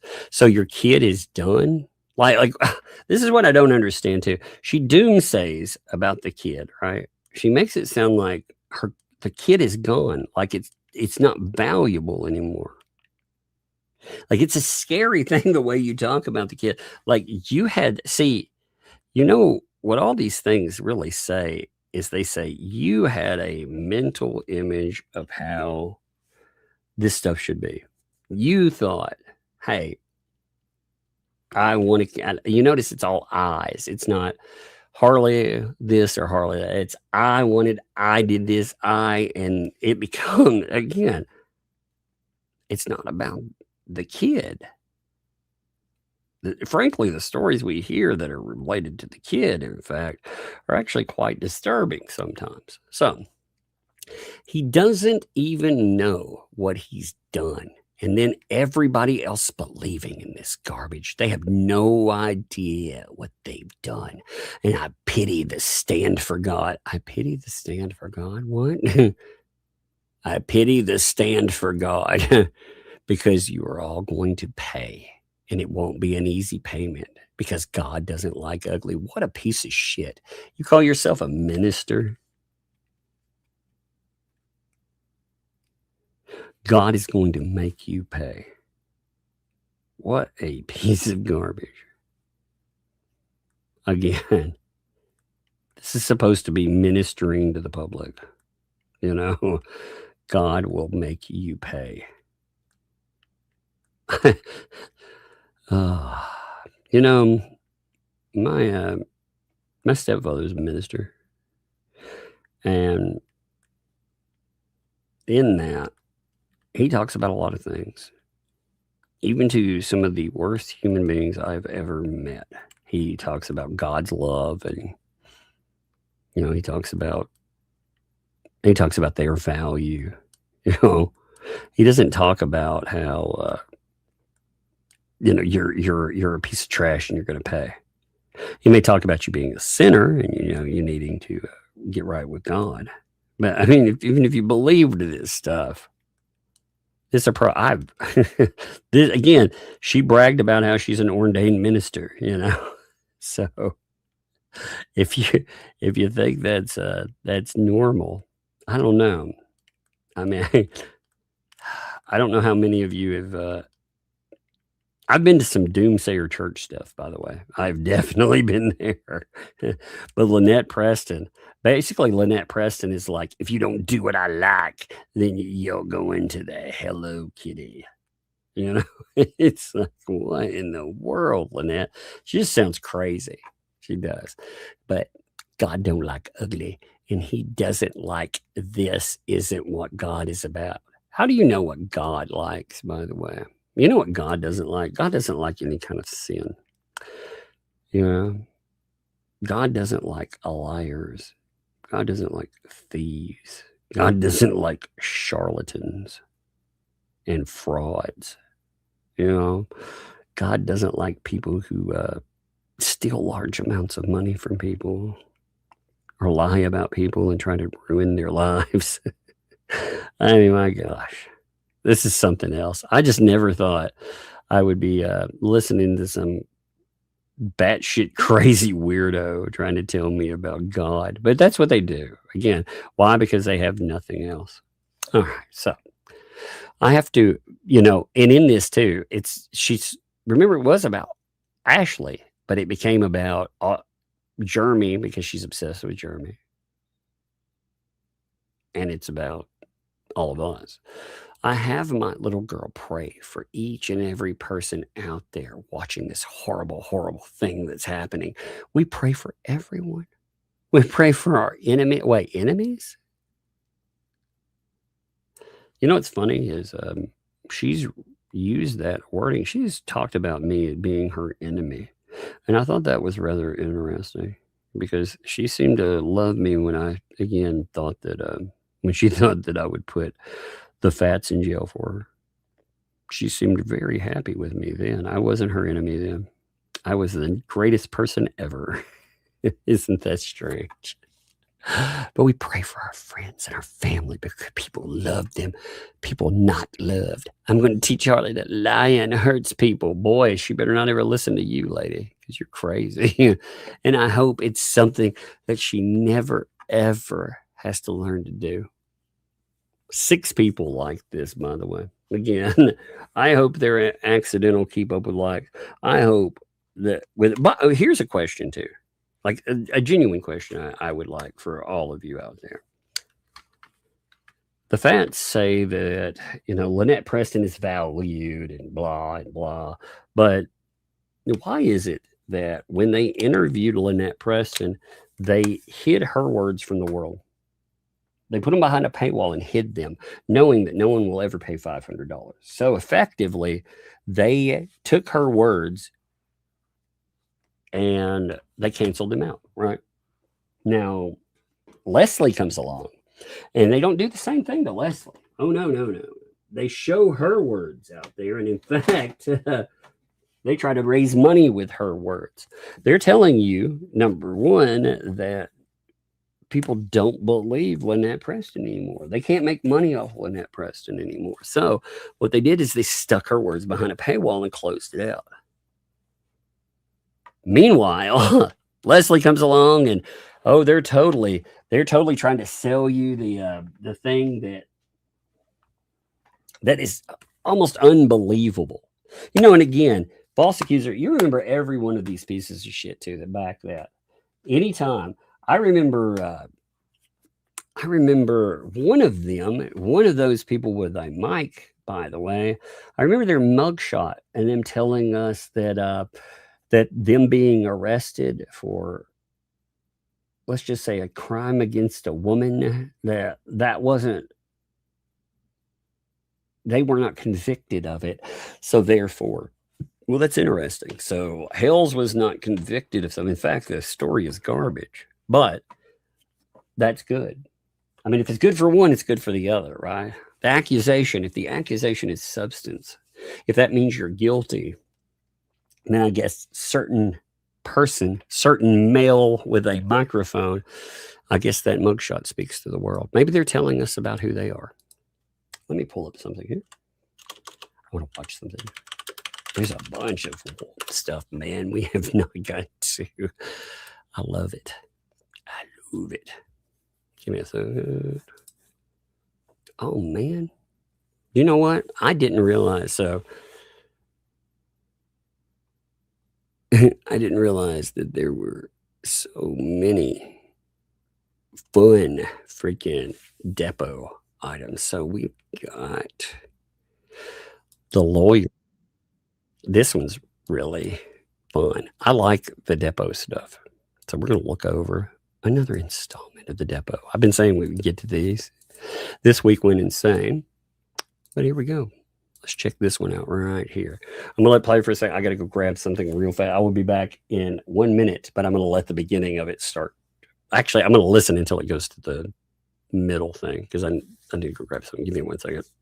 Federal bankruptcy court deposition in regards to 1.66 acres in Otter Creek that she claims is homesteaded, even though legally, since you're in an incorporated town, which Lynette fought to keep incorporated, you can only homestead half an acre. She claims she owns one. Oh my God, somebody, Jack's mom, sent me a picture. I've got to show it to you real fast before we continue. You know the suing Megan Fox? Yeah. You know that wonderful where I was talking about getting my money piece and gluing it in? Yes. Would you like to see what that would look like? This is why you need to help sue Megan Fox. Hashtag sue Megan Fox. Because look at this. After my win, I said, I need the $40 reduce, but I also need that money piece from her hair, you know? That way, check this out. I could just glue it into the scalp. Glue it right on. I wouldn't even need to go to a barber. I just attach it. Isn't that beautiful? You gotta admit there. Now see, that's why you would want to help sue. Because I look beautiful that way, don't I? I'm so amazing. Oh man, you know, I'm not sure if that brings out my eyes or if it brings out my Buffalo Bill. It puts the lotion in the basket, Megan. Oh my gosh. Oh, I love it. That's so funny though. Just glue it on. Oh, hashtag sue Megan Fox. That's right. See, I'm mad because they wanted to own everything. The fans are trying to steal everything that belongs to me, including the man. That man. Yeah, you know, thank goodness for Elmer's glue. I know. Okay, here we go. 1.66 with 50% her ownership, 50% John Crook's ownership. Yet John Crook's name is not on the legal deed at all.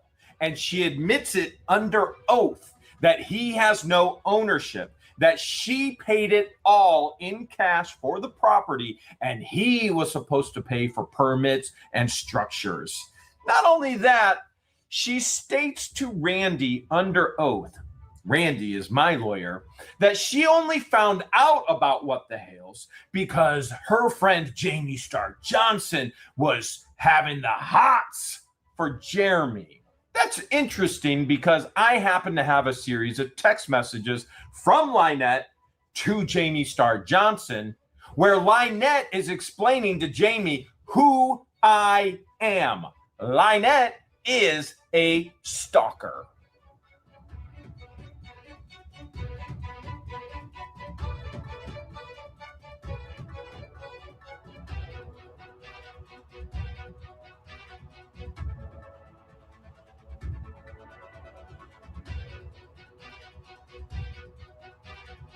Fun times. Hey, I want to see these.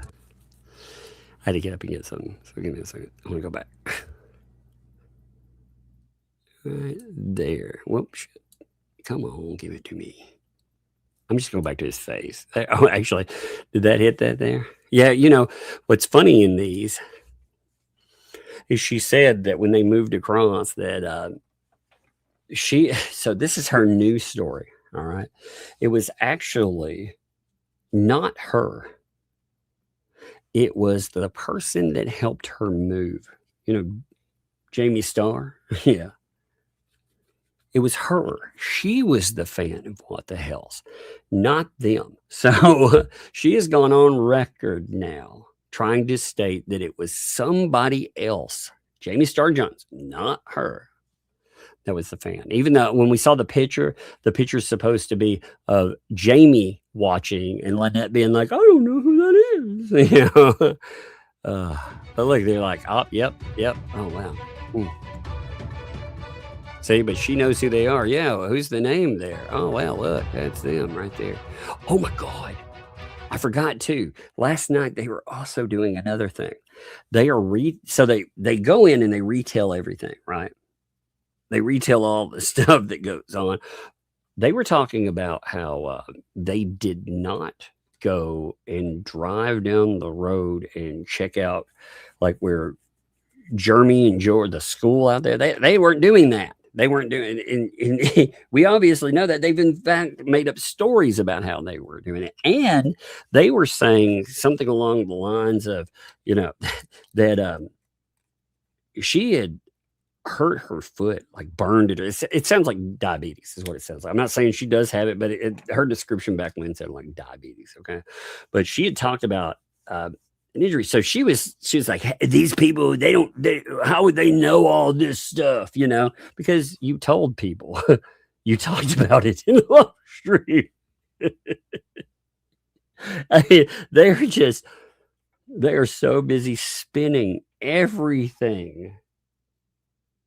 When you start changing the key items that people have watched, I think that's a problem. That is a real problem. I think that sometimes wakes people up too. You know, it wakes them up to, wait a minute.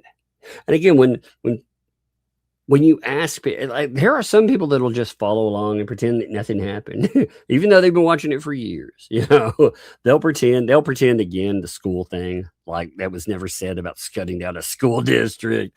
They'll pretend the stories don't keep changing. They'll pretend that the driving around and photographing that never happened. I mean, again, how many just flat out lies do you need to experience before? It's wild. I also, I love, they were whining yet again. I saw this on I Watch So You Don't Have To. Props to I Watch So You Don't Have To. Check them out. But they were whining that they don't like clickbait. You know, like I put bombshell and stuff. They're like, there's no bombshell. And they don't clickbait anymore. It's like, wait, what? For me, oh, I very well believe they're bombshells. And I like that word because it makes all these people mad. But it's funny. You know, again, like the police stuff. All right. That was all legit, right? Everything we've talked about. It's in the title. It's legit. Yeah. Police, what? So we talked about lie. And again, there's question marks. You notice anytime I bring something up, you'll notice I put a question mark with the exclamation mark. Either flat out put a question mark, because they're questions. We are looking at something. I am showcasing you something as part of what I believe showcases something, but ultimately we are answering questions. And you do not have to believe anything you say. That is up to you. You know, you get to make up your mind just like everyone else. Anyway, let's continue.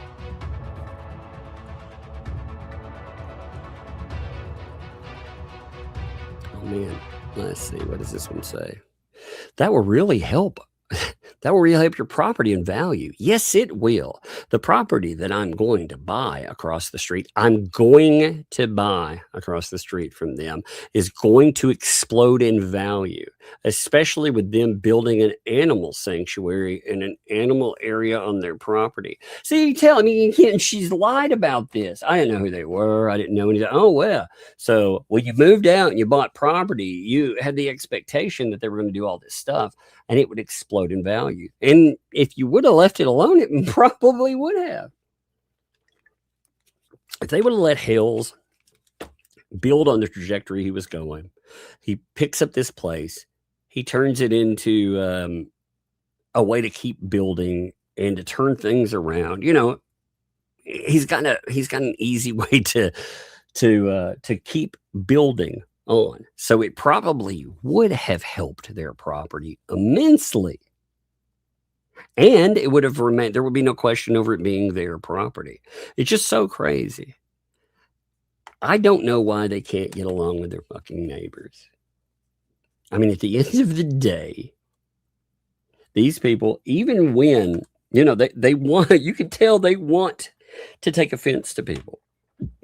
They always find a problem. You know, it would be like this. If when I have a problem with somebody, there are other people that do this too, right? If I have a problem with somebody or something, typically I will just move on. You know, even with a microphone, I typically move on. And in fact, if people have done me a solid in the past, I find that I do not usually go after people that have done me solids. You know, like say if somebody built my channel, What the Hales to the Fats, like where he helped them out. Wow, isn't that interesting? But some people, they don't care. And Lynette, all of these people, in fact, they are a what have you done for me lately crew. If you haven't helped them in the now, you know, all these people, like when you look at Stacy or Flutter, those folks, or Tammy J. Look, man, if I had a co-host like say a Tammy J, I mean, these are unpaid co-hosts. You know, with Megan, we switch back and forth. So, you know, I do a show with her on her channel. She gets whatever's there. I do mine. It's there. You know, it goes back and forth, even though I'm going to sue her. But those people didn't get paid. They did thankless work, and they did it for a long time. When they decided that they wanted to move on, like Tammy J didn't really move on. Tammy J just went on a show. She went on not doing anything wrong. You know, again, you can go on another show. You can have fun. She decided she would go on with just Jay. That by itself undid all of this stuff that Tammy J had done in the past, specifically on that show.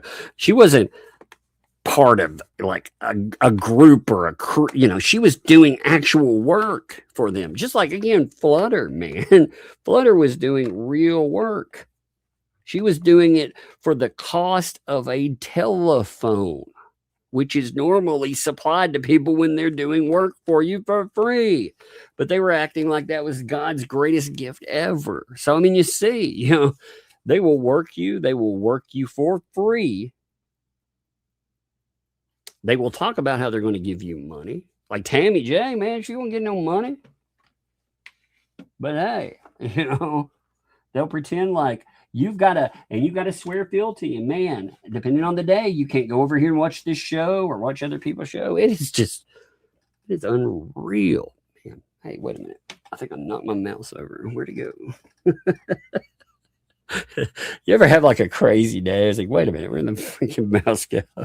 But my HVAC, like I said, I got up today. I have this old air conditioning unit that's outside of this area. There's a garage attached to the area where I'm at. Like, this is a big area. It's a nice area. But there's an old unit over there. And that freaking unit, one of the pipes is clogged up on. So I walked across the floor and I was like, squish, squish, squish, squish. Oh, no, water. So it's going to be a few days of vacuuming water and trying to unclog pipes. Fun times. Love it. It's been one of those days. I try not to let things like that make me mad. I would have in the past, but not now. Not today. They're gonna knock up the property value. Yep. Hales would have done that, by the way. Oh, here's another one. Yeah. That's how I'm going to make my money. That's Lynette. That's how I'm going to make my money there. You know? Yeah, exactly. Got this. If you decide to leave Indiana, you can come live on the property with me, and we can do a YouTube channel. We can do a B&B and our sanctuary by the tourist. Look at this. This is proof everything like with the Lynette. How do you deny that this is real? Other people just sit over there and they're supposed to pretend it. And I'm not saying there's anything wrong with this. There's not. The problem becomes when they decide that those people wouldn't do what they wanted to do. So they came out and they accused them of wretched stuff. That's when it becomes a problem.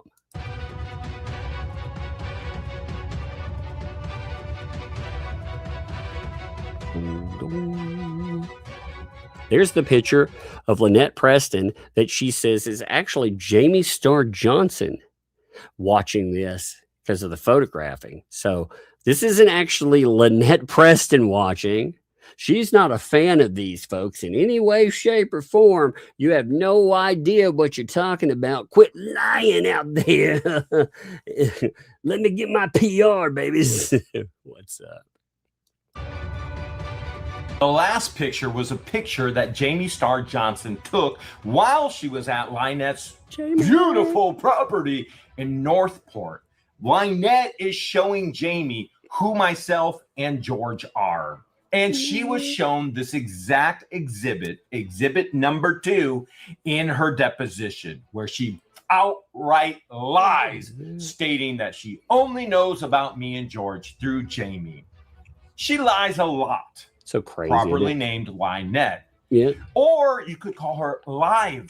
I couldn't believe that was Even her though name. Almost everything dies in her possession.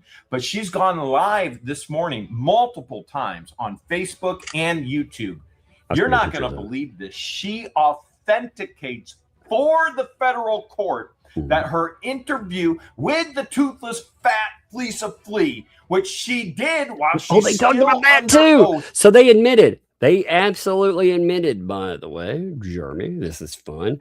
You know how there was a subpoena about it? Well, they admitted that right after it. See, Randy, when he typed out his stuff, he noted it backwards. He had noted that they had it private, and then they had made it, it was done for money, and then they made it public. Well, last night they admitted, no, it's the opposite. We did it almost like that. So they admitted to it. Congratulations. That was very smart. Good job.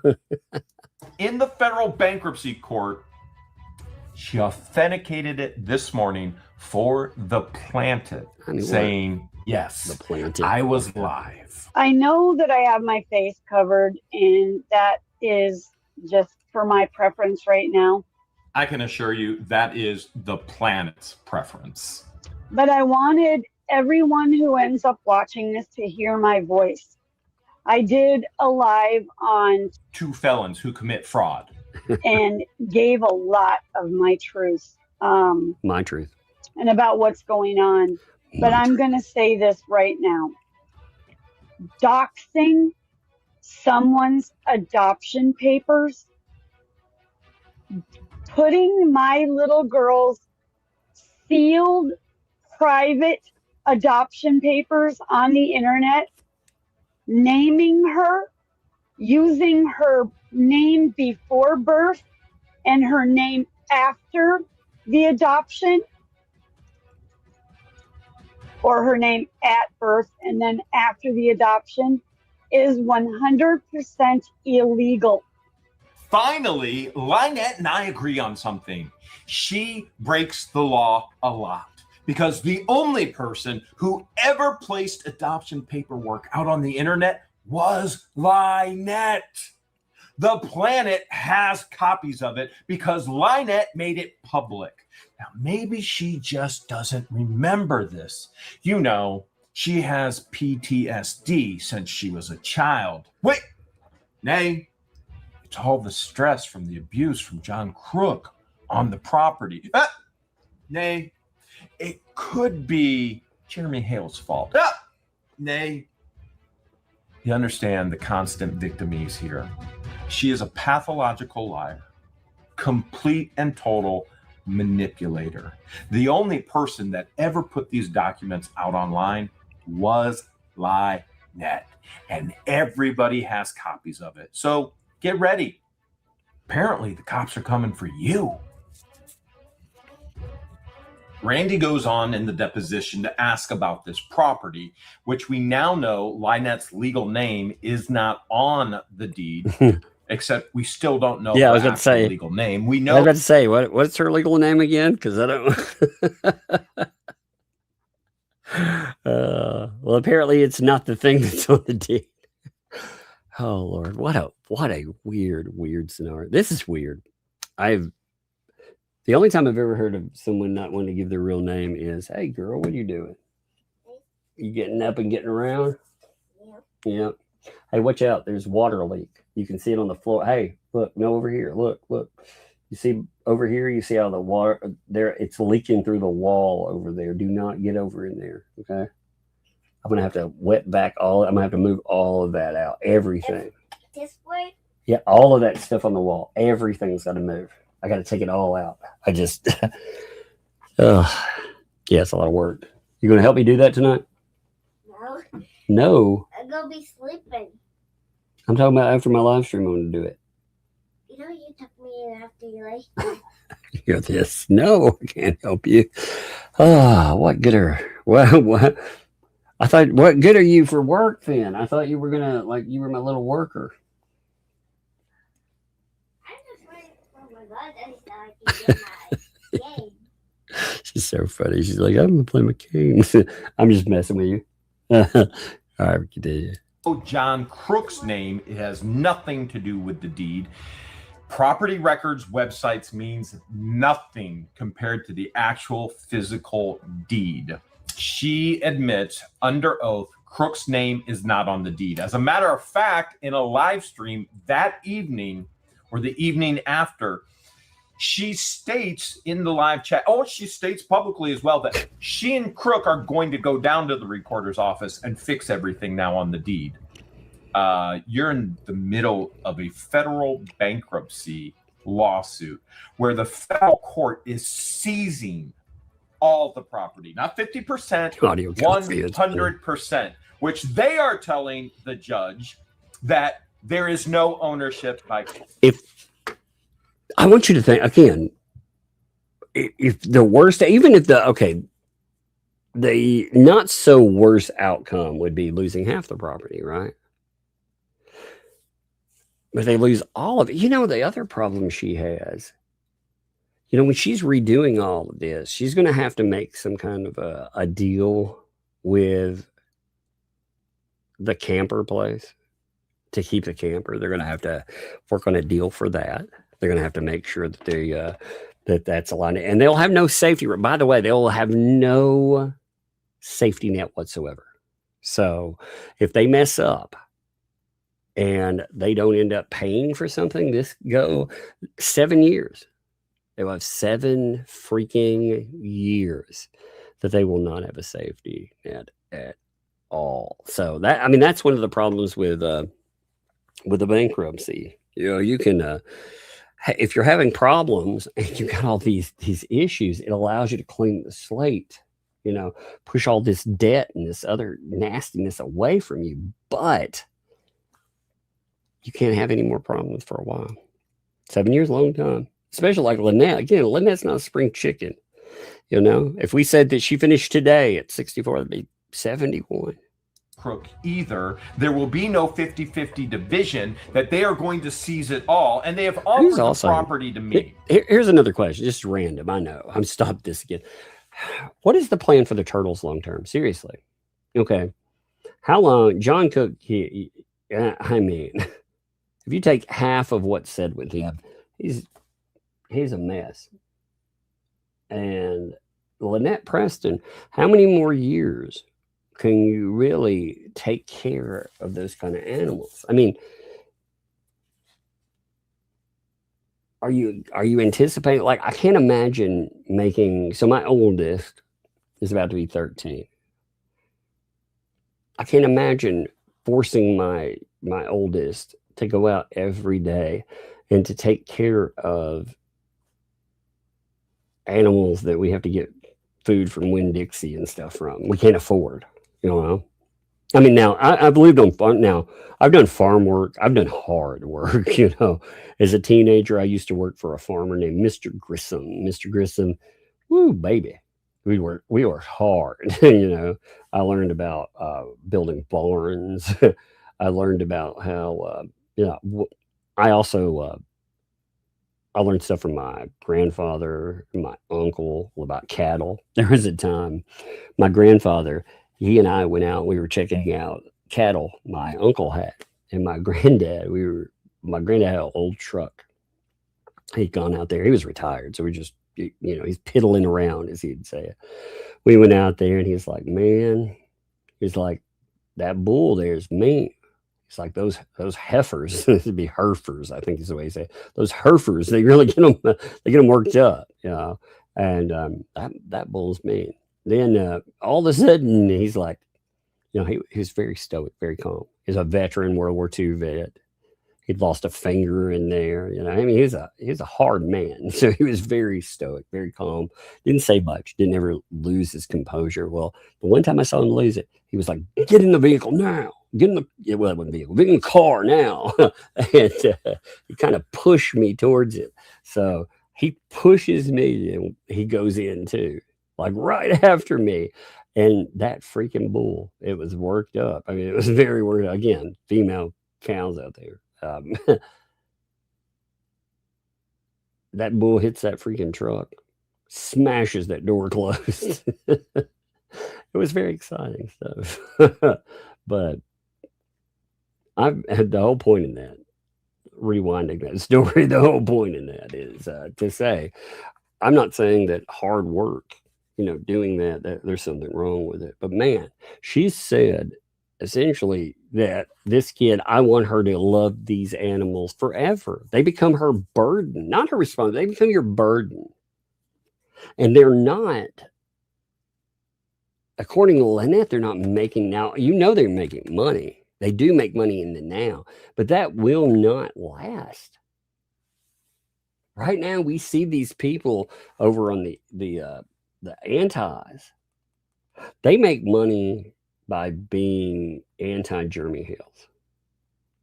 They don't make money because people are backing, and that assumes Lynette. I mean, she sells a thing here or there, but that last load of jewelry and shoes and stuff, most of it was still on Whatnot. So unless she didn't take stuff down after she sold it, it looks like things have been slow there. Now, again, she got a lot of money or money items out of stuff, but that won't last. My point is it that kid's obligation? Is she going to spend all of her teen and some of her preteen years being forced to take care of animals if they exist at all? I mean, that's an assumption. I think they would, I mean, what's happening? What was the plan there? If the animals are still alive, what's the plan? I don't know. Anyway, I just got thinking about how cruel that is in its own way. I want my kids to be able to pick their own future. I don't want them to be me. I want them to be them. I like that they like stuff that I like. Like my kids, of course, they like horror movies and stuff like that because they're around me. And they like what I do here. They love, oh man, Dad actually does live streams and stuff. That's amazing. But I don't want to force them to. The only thing I want them to hold on to, if they can, I tell my girls with costs the way they are, it would be smart unless they find something else that they have money to hold on to the home we have, because gosh, the way costs are nowadays, hold on to it in property,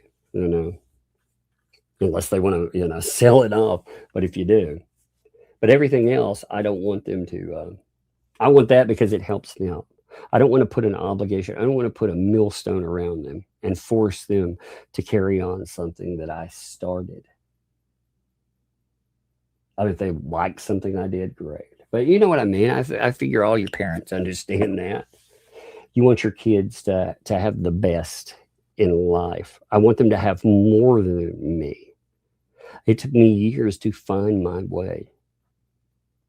I piddled around for a long time until I went college track. And even then, I kind of lucked into this. I'm a very fortunate person. I lucked into what I'm doing now. But for Lynette, she's talking about how, again, if she doesn't lose everything still, if everything remained the same, what really is the plan? Just to have somebody do and do. Anyway, all right, let's continue. I know that was kind of random on that, but I have been thinking about that. I mean, she talks about like what her plan. She's planned this kid's life out for them. Don't contact anybody. I don't. My plan for my kids is to give them the best tools that they have at their disposal to become good people and to understand how to help themselves. I don't want them to be blind to what the world is. You know, I want them to understand the world, be prepared for what's being out there, but I also want them to be able to be kids. See, her 6-year-old, the way that she talks about her and stuff, like my 6-year-old here, you know, we play, we learn, we do activities for learning, but man, we play all the time and goof off. She has fun all the time. Like her life should be fun, you know, she's 6. She shouldn't have any stressors or anything. Like I'm not, with my oldest, again, if you take life stressors and you throw them at them, like when I was going through divorce, and I didn't tell my kids like, oh my God, this or that, you know, when like hemorrhaging money, I'm not telling them that. You don't tell them those things. You let them live a sheltered existence, as it were. You know, you love them that way. You respect them and respect yourself too. Anyway, I feel like it's parenting 101 here. I mean, seriously. But man, I see the damaged people, you know, and again, I'm proud of Ashley with what she became. But you know why Ashley was a wreck when they talk about her there? Because she was dealing with people that were making her life a wreck. You know? Like people reflect their experiences. And when they mess up too. She talked about how she made some bad choices. Okay. When you make a bad choice, you know what happens? People, if they really love you, they brush you off. They may punish you, whatever, but you know what? They brush you off too. And they tell you it's okay. We're going to reset things. And you're going to make better choices next time. They don't hit you in the spine or freaking throw you up against stuff. Anyway. I don't want it. So here's what we have. Randy goes on to say, okay, this property that is now located, is this in the incorporated municipal limits? Now, this is important based on homesteading. All of this is important based on homesteading. Her legal name has to be on a legal document, which doesn't exist. We don't even know what her name is. And it has to be legally homesteaded. And she's claiming Crick owns 50%. All of this has already been destroyed, wiped out within the very minute minutes of an actual deposition. Mm-hmm. So he's asking, are you within city limits, or in this case, Otter Creek town? Because that's important, because only 0.50, half an acre, can actually be homesteaded legally in Florida. By the way, there's many people going, there's homesteading in Ohio, Jeremy, you're wrong. There's no homesteading for me. I'm not of retirement age. Maybe watch a video based on the viewpoint of where it's coming from, not based on your situation or circumstances. That's just my encouragement there. Don't put words in my mouth that don't exist. Understand the intention. I do not have a homestead exemption in Ohio. I would love to have one. I don't, and I won't. And I won't have one in Florida either. So Randy's going on to say, all right, well, are you in city limits? Or this case would be the town. And she says, yeah, the property is. And Randy goes, okay, well, let's talk about the property. That's 1.66 acres, correct? We're just under 2 acres. And she goes, yeah, yes, sir. Yes, sir. Saran wrap got her back under order, but that does not last long. It actually gets completely and totally unhinged and out of control to the point where Lynette storms out. and in her own words, gathered up Harley, gathered up Crook, and packed up and left. She's still to this day legally under oath. They make it sound like they're making it sound like the Beverly Hillbillies, you know. So we loaded up the truck and moved to Beverly Hills. That is. This morning, I cannot believe the foolishness. All right, so Randy then goes, okay, so you've got this property that you acquired, right? You have all this property, and your ownership interest, which she's claiming is 50%, and Crook has 50%. He goes, okay, you're claiming you have 50%, Crook has 50%. Then did you have a legal occupancy permit on any structure on the property, anything whatsoever? Do you have an occupancy permit? You can't have a homestead without a home. Yep. And you can't have a legal home. Has to be livable, has to be legal without an occupancy permit. End of story. They have neither. They have sheds. They have a barn. It's a shell thing. And they have a camper, a second one, because they destroyed the first one. And I'm sure this one is on its path of being destroyed as well. I like that too. I like that, by the way. It's a shell thing because it's a shell of a barn. I do kind of like that one. Alt on that loan, which both of their names are on. Okay. He's asking her, do you have an occupancy permit? This is pretty important. If you're claiming homestead, you have to have an occupancy permit. She says, I have no idea.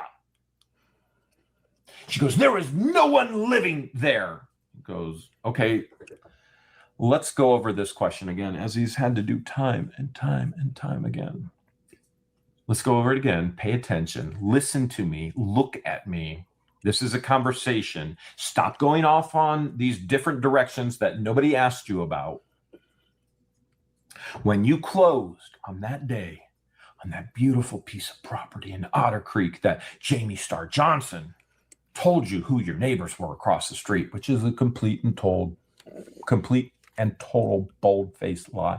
You understand she's looking at perjury charges in federal court. There's so many lies in her testimony in her depo. So many lies and so many things that we easily can prove over and over and over and over and over and over again. And she's the one giving all the proof and then claiming she's going to go after people legally for adoption records that she put out on the internet. Yeah, indeed. I guess the authorities are coming for her. Randy says, pay attention. He said they're coming for all of us. Again. Remember? To live on that property, you got to have an occupancy permit. On that closing date, did you have an occupancy permit? And she goes, well, I thought you meant the previous owners. I thought you meant somebody else, not us.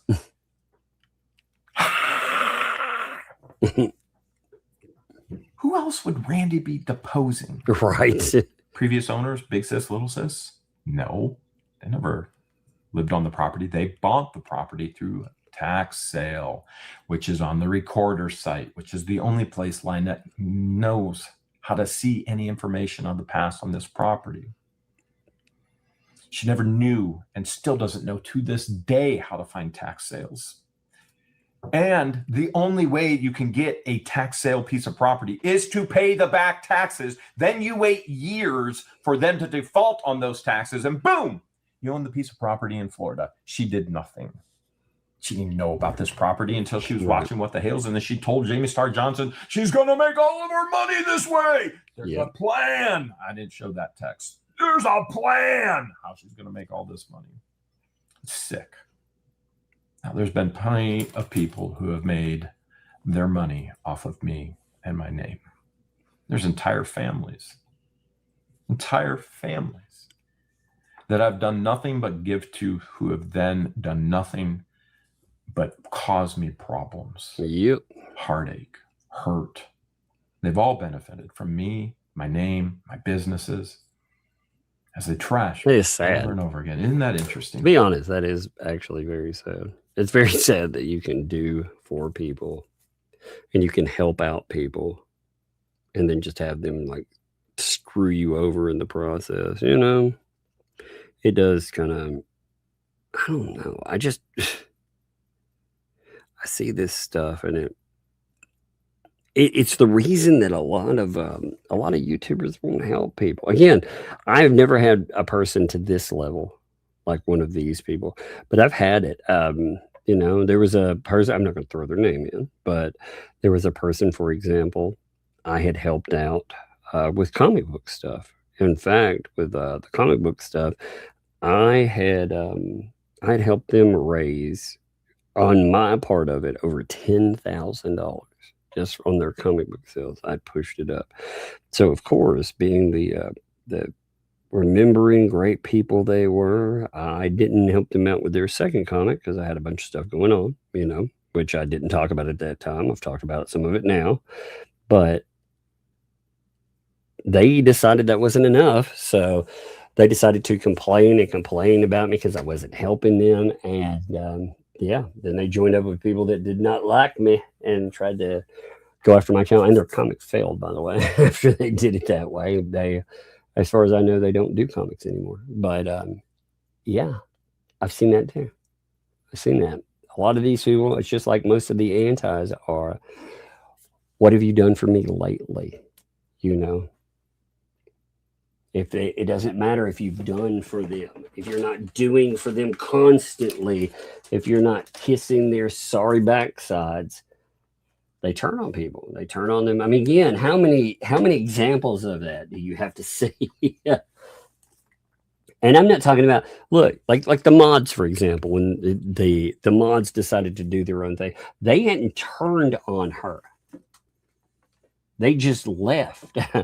You know, it wasn't like they were calling her out or going out and, you know, doing something. They got a real first row seating of how this person is. In fact, they might have a different opinion if she would have handled it differently.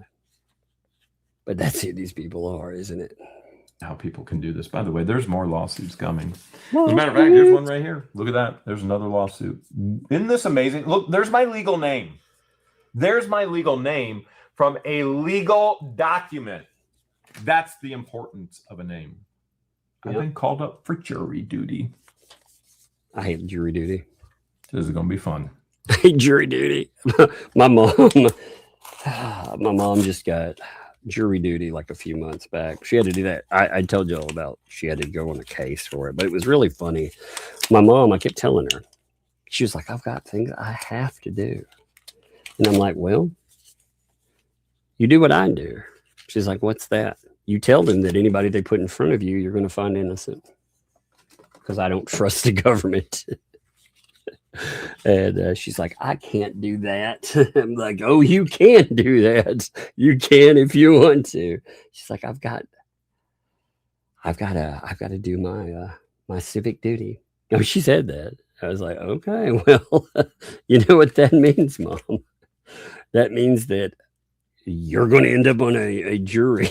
And she did. She ended up on a murder beef, which was wild. I've never heard of one like it. She ended up on a trial. Now, it wasn't a straight up, like, regular, like, murder. It was murder from selling Fent to people.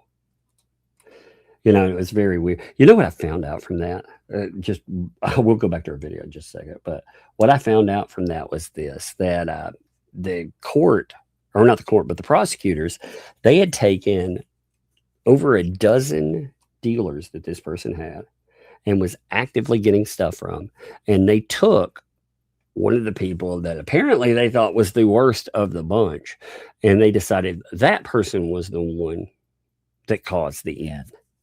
Because there was a part of it she was talking about where, you know, these people, they would buy fentanyl, and they take pressed pills and they break them open, and they had these piles of them, and you couldn't, you know, when you looked at the evidence, you couldn't tell who they came from because they break them all down and put it in this thing, and they couldn't tell what was new or what was old. So they took, and this person was in constant communication with all types of people, picking up something here, something there. Well, they just decided, hey, this person is the worst of them, and that's how I guess they went after, and they did convict, by the way. That person actually convicted themselves because they were an idiot. My mom told me, she said the thing that hung that person was they got in a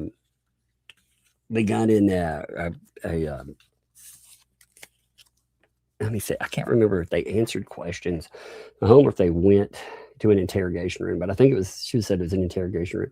But they got on this spree of talking about how they would, even if they were tried, they would never be convicted with the stuff that they were talking about potentially charging them. And they would walk, and that ended up convicting them because they were just such a brash asshole about it. It was kind of amazing. But anyway, I'll tell you like more about that. I mean, really get in detail because that was crazy too. I can't wait. This is gonna be fun. All right. Randy's going on. Is there any occupancy? Is it available? Did you have anything? Did you have a permit? Did you have any permission to live in any structure on that property at the closing date? She goes, I thought you met somebody else. He goes, this is a yes or no question. Not complex. She keeps going off on these tangents on all this garbage. It's not a complex question. Did you get building permit, occupancy permit? Did you have anything for this residential structure that you could live in on a closing date? She goes, that's not true what you're saying. There was a residential structure on the property when we closed. Okay. Miss McGenius here. There was condemned structure on the property. This is vacant land. So Randy goes on to say, but you couldn't be occupied, could it? That would have been against the law. And she goes, well, at that time, we didn't know. By the way, this is the same genius. Claims she knows everything about people getting in trouble, releasing adoption paperwork that she publicly posted online. This is the same genius that bought land without getting any mineral rights that can be sold to anybody. Who do you think owns them right now? Oh. You understand, when you buy a piece of property, you own everything above the ground. Mineral rights is owning everything below the ground. So I have gas on my property here at Hale's headquarters. I could put gas wells in right now. I have 2 water wells. I could put gas wells in. I own the gas. I own the mineral rights. You never buy a piece of property without owning the mineral rights. That's right. That's 101. That is the very first thing when buying property. You always own the mineral rights. Yep. I would hate to think what's underground. Turd purgatory right now. It's got to be disgusting. Up from the ground came a bowling. Okay, so poop, that is. There's a structure. There's no occupancy permit. God. You didn't know that. Now you know it. When did you learn it? You couldn't legally occupy any structure. She already knew this, by the way. We have the text messages that she said she was going to go live on the property in a tent. Oh my She God. already knew all of this, that she could not live in any of these structures. These structures were not livable at all. They had no floors. They were falling down on each other, filled with garbage. This place is a dump. Still is. It's actually worse now than it was. It's sick and it smells bad. And there's e-beggars living behind that great wall of Otter Creek. It's gross. She goes, weeks later, we found out. Okay.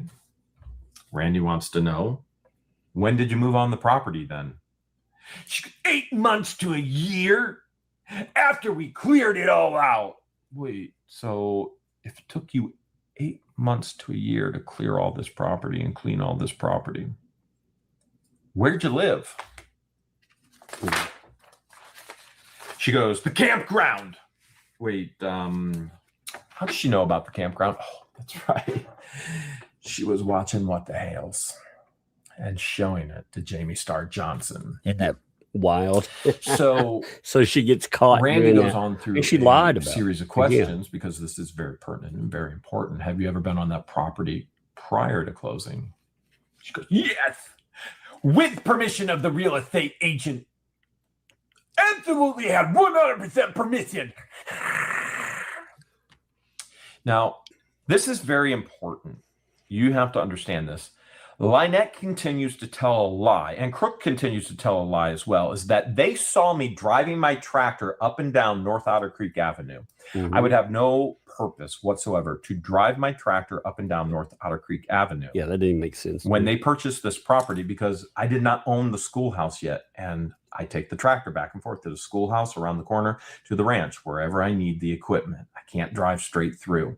So they continue to tell this lie that they saw me on the road and said, "Hi, we're your new neighbors. Can you move this tree?" Now the new lie is the tree was actually in the road. The tree was not in the road. The tree was 100% on the property. Well, there's also another addition too. So John Cook is added to this, stating that actually Jeremy Hales didn't get anything done. In fact, you know, he was pretty much worthless, and another person. They were the ones that actually did the work, and John Cook had to kick Jeremy Hales off the property. Which is like, why again?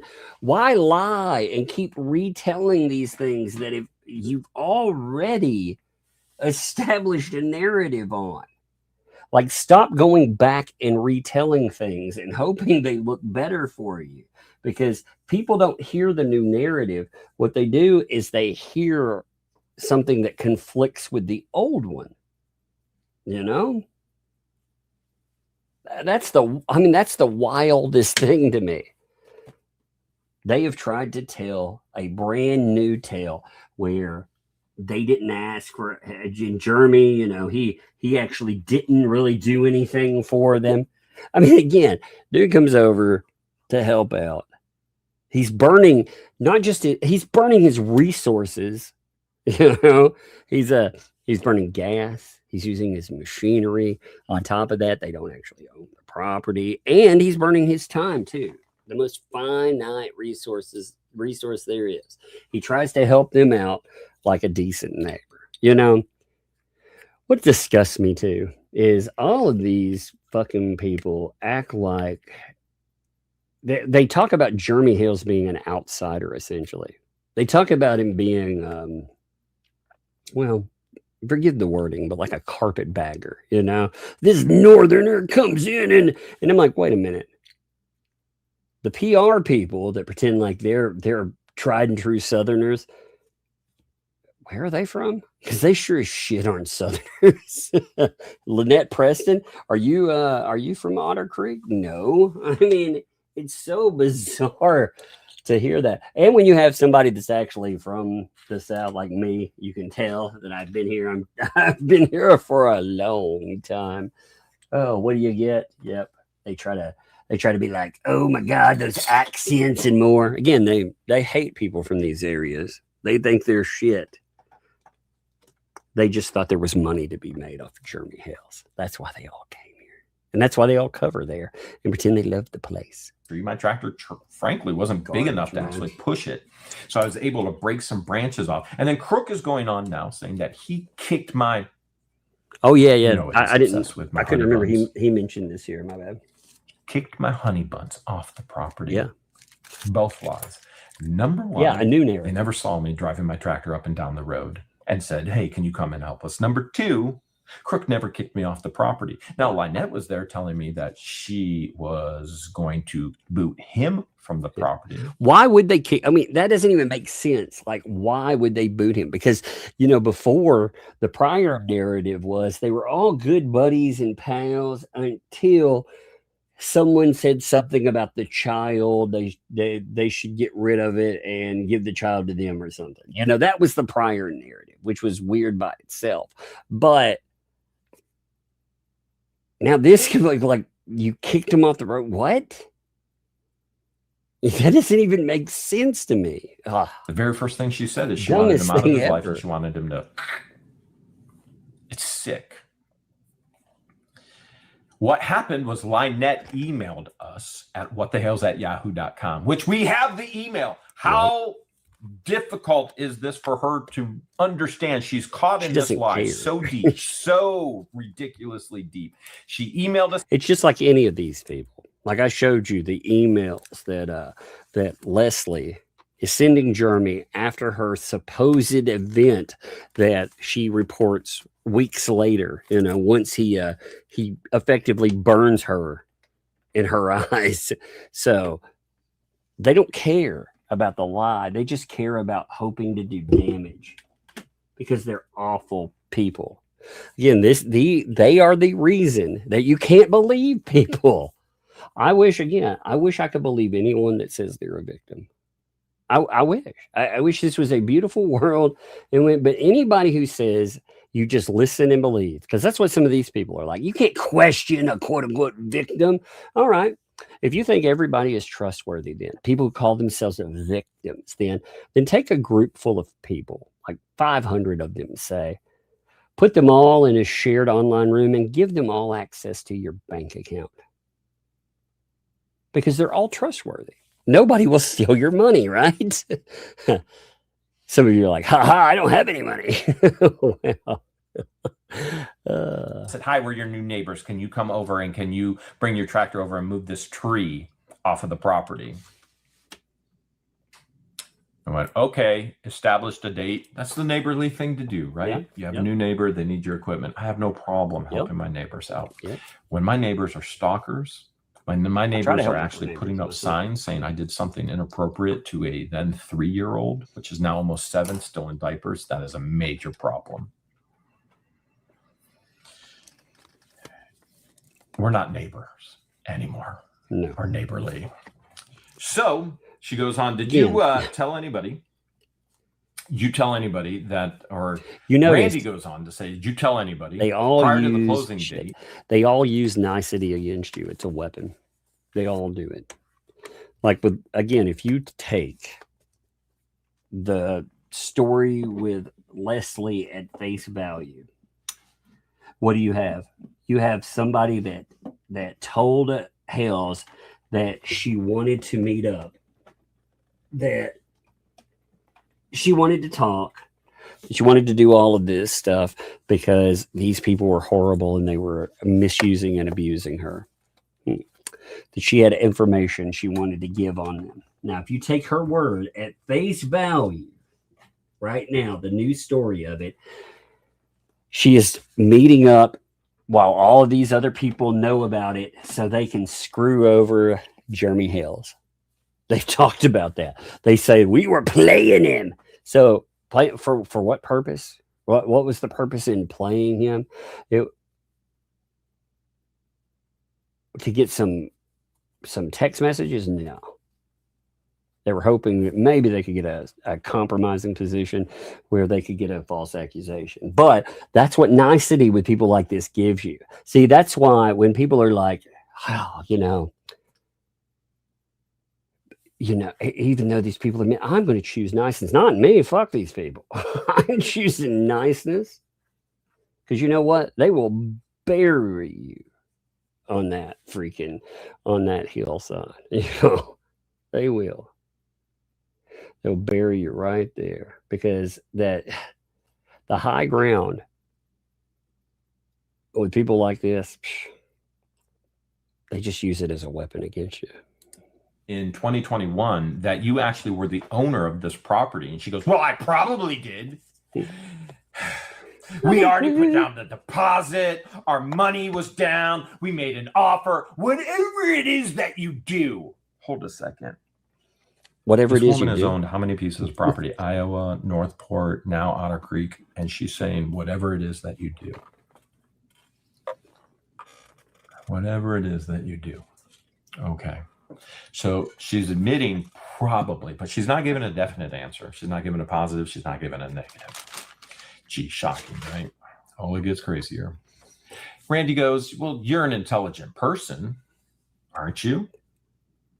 So when did you put this offer down? When did you do anything along these lines? You didn't own the property prior to closing. Is that correct? You did not own this property prior to closing on it. She goes, we were the buyers of the property. Randy goes to the court reporter, will you please repeat the question? She's not answering the question. She doesn't believe in answering the question. She goes, I absolutely did own it. No, wait. She goes, no, I read that wrong from what I wrote. She goes, did I absolutely own it? No. Was I the buyer? Keep in mind, she's asking questions. She's asking questions to Randy. Did I absolutely own it? No. Was I the buyer? The only buyer of the property? Question mark. Yes, we were already in it. How can you be in a property when you don't even own it? Randy goes, listen, I asked the questions here. And he's constantly reminding her, I asked the questions. Stop asking me questions. And let's get this straight for the record again. Prior to closing, you did not own the property, correct? She finally snaps, correct. With her 2 teeth. Man, I wonder if you put Felisa's gummy toothless mouth and Lynette's gummy toothless mouth together, if you would even get a full mouth of teeth. My bet's no. I'd take that bet any day. Randy goes, okay, and when we're talking about this property from now on, when we say the property in this deposition, I'm referring to the property in Otter Creek. And you understand that? She says, yep. Okay.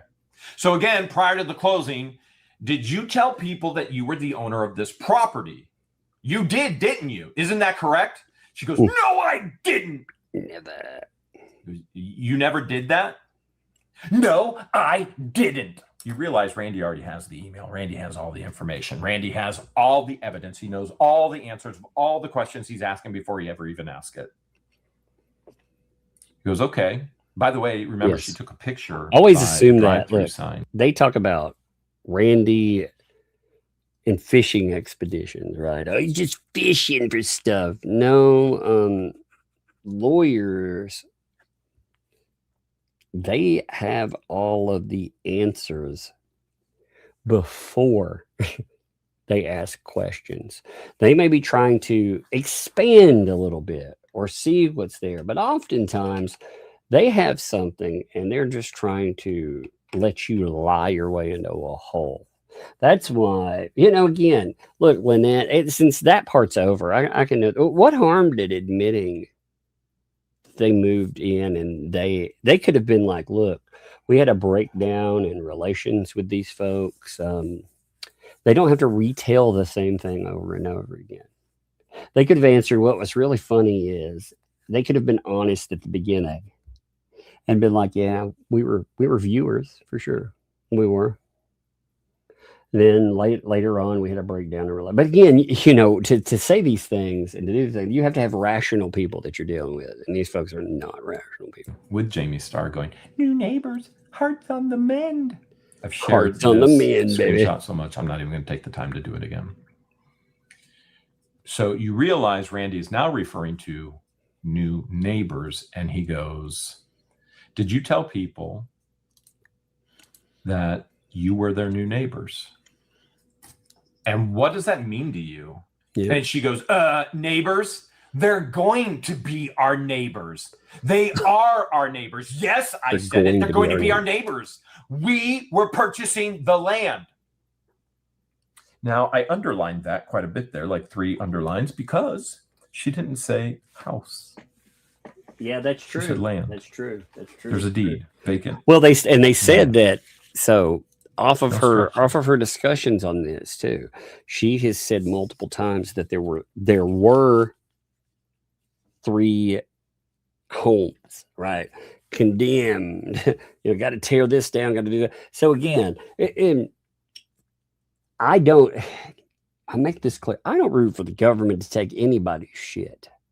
I don't like that. But the amazing thing in this is they thought that they had screwed this guy right here after he had spent a fortune. They all applauded it. They all laughed about it. They thought that they had found the biggest gotcha. And again, they had screwed this man. He spent money, ha, ha, ha, what a moron, right? So to see them get their comeuppance off of that, it It amuses me a lot. I don't know about you guys, but it really does amuse the shit out of me. You know? There's no occupancy permit under oath. She even says we were buying the land. Randy goes, okay, ma'am, we've been through this so many times already. I'm just shaking my head, taking notes like crazy, not believing what I'm hearing. Randy goes, when you purchase something, you're not an owner until you actually own it. Correct? She goes, in your opinion? Now she starts getting very, very volatile. He goes, I'm asking how you understand the word neighbor. She goes, I understand it. We were purchasing the property and they were our neighbors. I couldn't even imagine being Randy there with the stench coming from that mouth. It had to be horrific. It had to be horrible. Okay. So Randy goes, when you're purchasing the property, you're not their neighbor, right? That's true. In your opinion, she screams. Wait, what? In your opinion? So Randy goes, okay, then what's your opinion? Tell me, what's your opinion? She goes, we were purchasing the property. They were our neighbors. What is he says, okay, we're going to try this again. This is important for the record for court. Legality matters in a legal lawsuit, and she's in the biggest one of her life. She is losing everything. A neighbor is fundamentally defined as anyone or anything situated near or next to another. In a residential context, it refers to a person who lives near you, such as in the same building or neighborhood. So again, lives, not is going to live, you know, that would be, we will be your neighbor. Now, why does that typically wouldn't matter either. The problem is that they ask them to do so. Again, there is liability. Like there really is. There's liability from liability. Isn't that interesting? But no, there is. I mean, somebody would have gotten hurt on that property.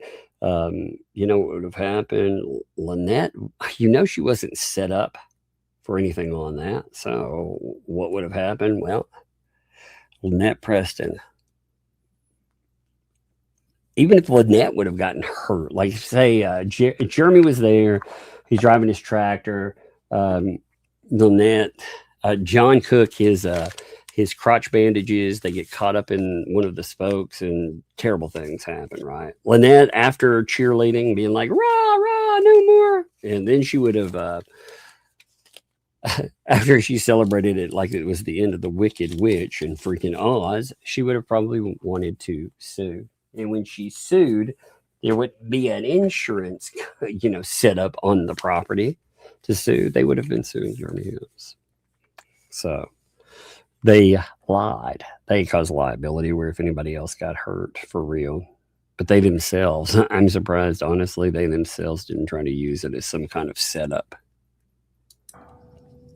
When you tell somebody, I'm your neighbor, I said he's dangerous, man. What do you understand that to mean?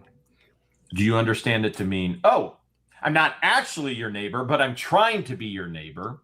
Is that what you were saying when you introduced yourself to Jeremy as I'm your new neighbor? Right. She goes on to say all this ridiculous stuff. I had the papers. I had the documents. They had all been signed. Everything was ready. Our buyer of our home at Northport was having problems with financing. Wait a minute. Sounds a little familiar to old Lynette and Crookie there, huh? You know, they have to humble themselves now to ask people to give them money. Yeah, I saw that. Yep. As if Lynette just posted that a day or two ago. As if they haven't done this their entire pathetic grift. Well, I kept saying with this too. So what have they paid for? Like what lawsuits are they paying for out of pocket? Like what thing are other people not paying for? Show me a list of stuff that she's paid for out of pocket. you know, because I mean, we've had other people come in and do all of the heavy lifting. She may have, I don't really know how this sets up, but there may have been some money out of her when it came to Scott Stark. I'm not sure. Because remember how that set up, they said it was so much down, which as the way I understood it, was BBB paid the down payment. And then after that, it was her supposed to pay so much a month. Although, like I said, I don't know. We've never seen or found out about any of the actual setup with that. So, lives. We'll about 10 more minutes. They have to humble themselves now to ask people for money. It's all they ever do. Get ready. That's why they came to Otter Creek. That's why they stalked. That's why they wanted 1.66 acres. That's why they wanted to live in a tent. Try and make me feel sorry for them. Yep. Think I'm going to build a barnuminium for them. Never, ever going to happen. They thought that would work, though. Imagine if Jeremy would have done that. Imagine if he would have. Like if everything would have gone that way and he would have paid for it. You know what would have happened then? It would have gone with the whole thing that you're seeing now. What have you done lately for me? He'd have built them something. He'd have built them up into somebody online. Oh, they're deserving of this. They're deserving of that. And they would have ended up turning on him. You can see it. I mean, it's so awful. It's so shitty. But you can tell that's what would have happened. We had all the papers. We had all the documents. Everything was signed. Everything was ready. Our buyer was having problems with financing. He had it. He had to wait for it.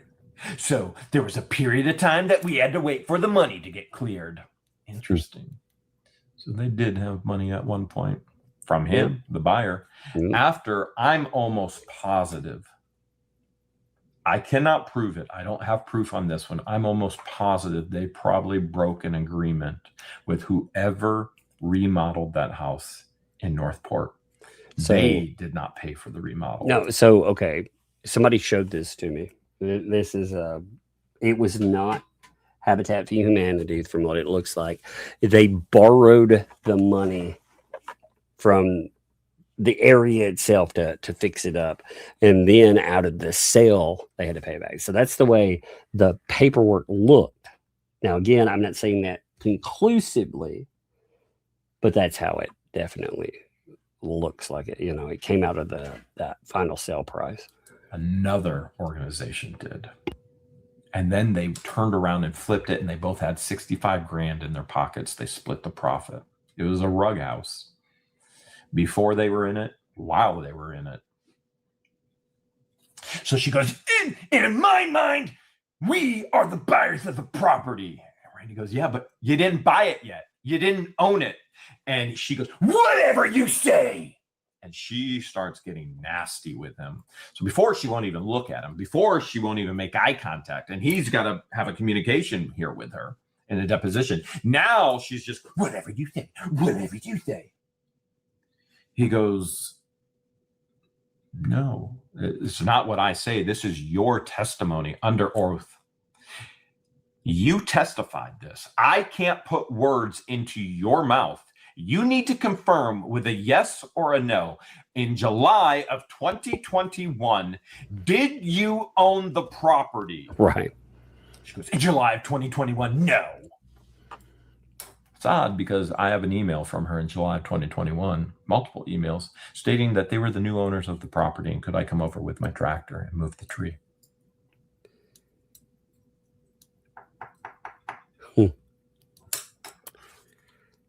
Bunch of lies, man. So you couldn't have been their neighbor, could you have? She goes, whatever you say. This is where Randy goes, look, I can't even begin to give you the detail of the insanity of what's going on back and forth now. Okay. I can't overlap communication over each other. I'm just one person. And the nastiness, the volatility from Lynette, she won't answer any question. Now it's just whatever you say, whatever you say. That's not okay in any deposition whatsoever. So Randy has to get Saran Wrap involved again. Saran Wrap, can you please instruct your client, your witness, to not say whatever I say, that She has to legally answer the questions. And he does. He goes, Lynette, you have to answer these questions. And he does it on the record. Now, before he was asking to reprimand her off the record. Now it's just going full force on the record. He's reprimanding her on the record. You have to answer these questions. She goes, I did answer in my mind. In my mind. In that empty cavity between her empty mouth, there's no teeth. How does that answer get on the record for the court reporter? It doesn't. She goes, the paperwork was already done. We already paid our money. Everything was gone through. Everything was completed. I considered them to be my neighbors.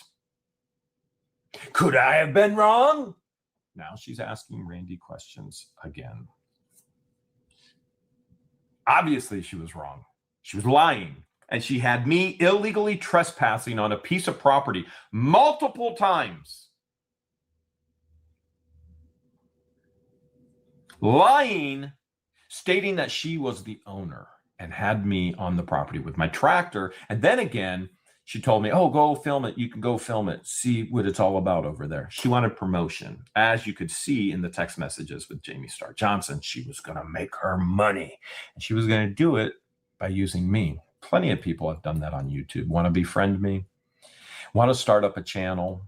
Want to start up YouTube channel? Want to even start up Whatnot? Want to make money off of me starting up Whatnot? And then do some of the most horrific things. They do, man. That's what they do. It's amazing when you tell a person no. Or in this current culture, shit, how you tell a person yes sometimes. They still do it. Look at some of the people again that are attached to the anti-Hales movement. Again, how many of them they didn't just get a boost, they got to start this guy.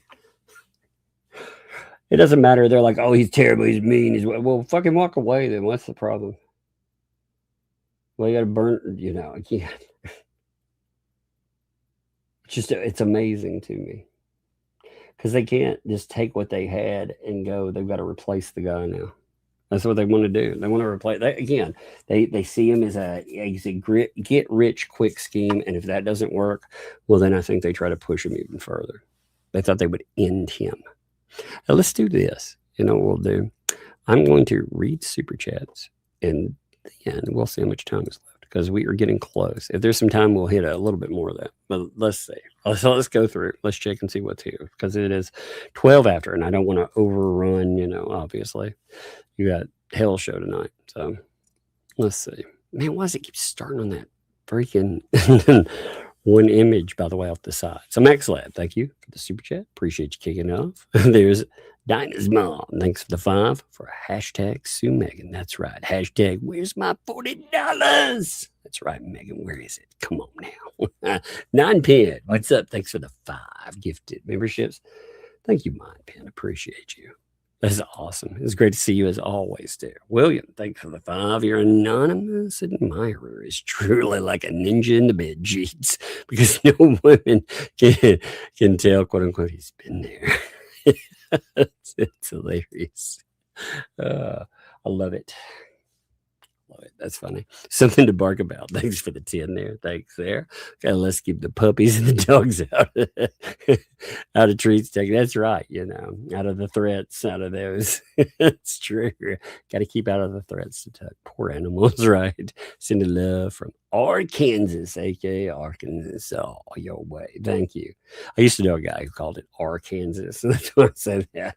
He'd be like, I got some relatives in Arkansas, like Arkansas. And it wasn't like a joke, Like you really thought it was called Arkansas. It was pretty funny. Guy I worked with, loved him, by the way. Will Worker, thanks for the do. Holy punch of the moon. I need that. I know, man. You'd be like, holy punch. It just sounds amazing, doesn't it? Laura, thanks for the 2. Hashtag Sue.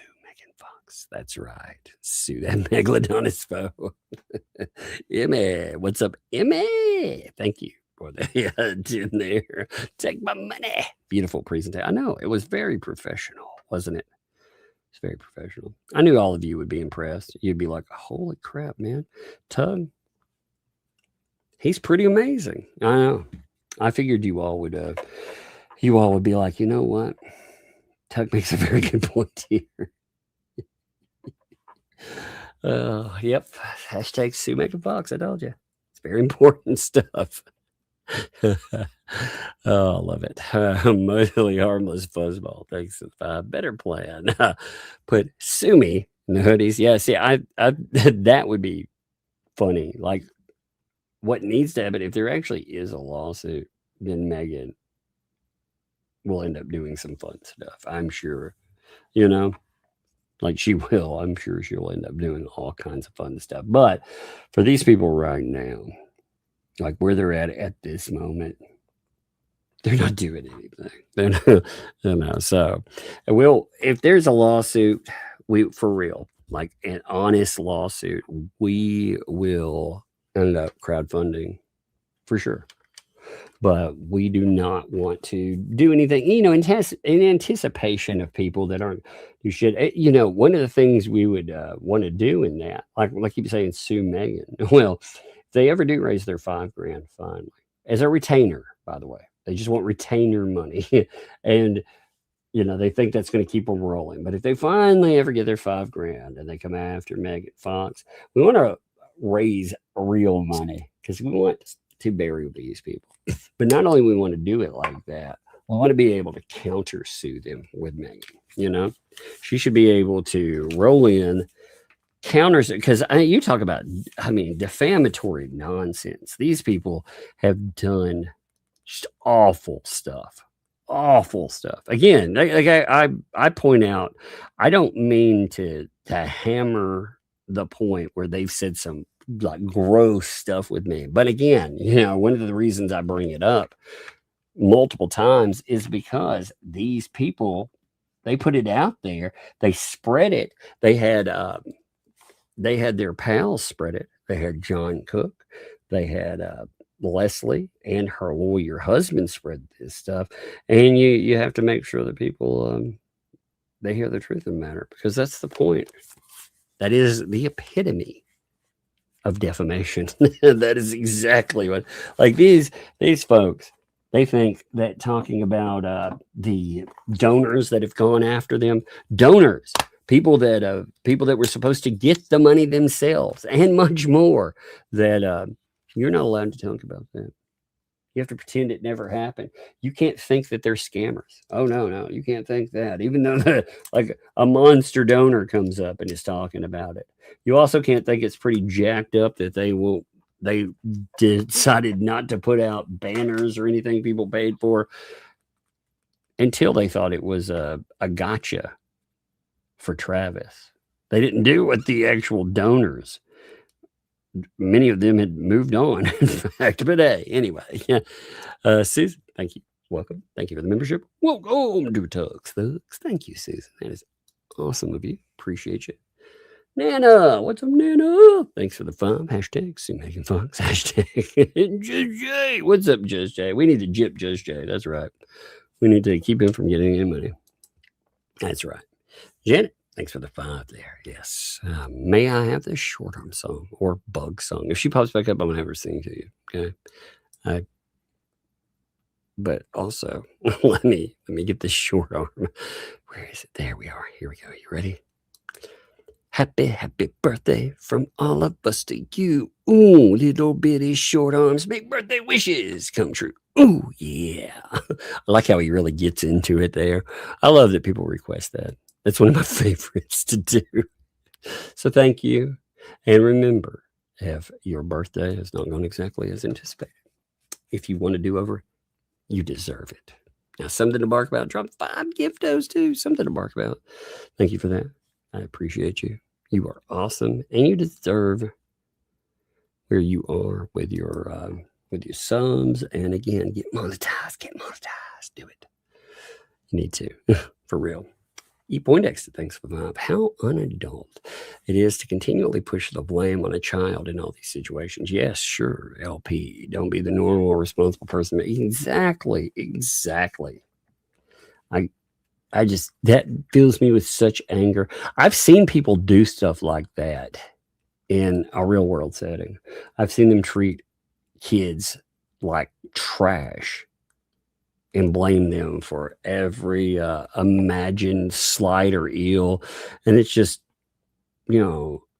after a while, you're like, wow, why, what are you doing? Why would you treat your kids like this? But they're okay with that.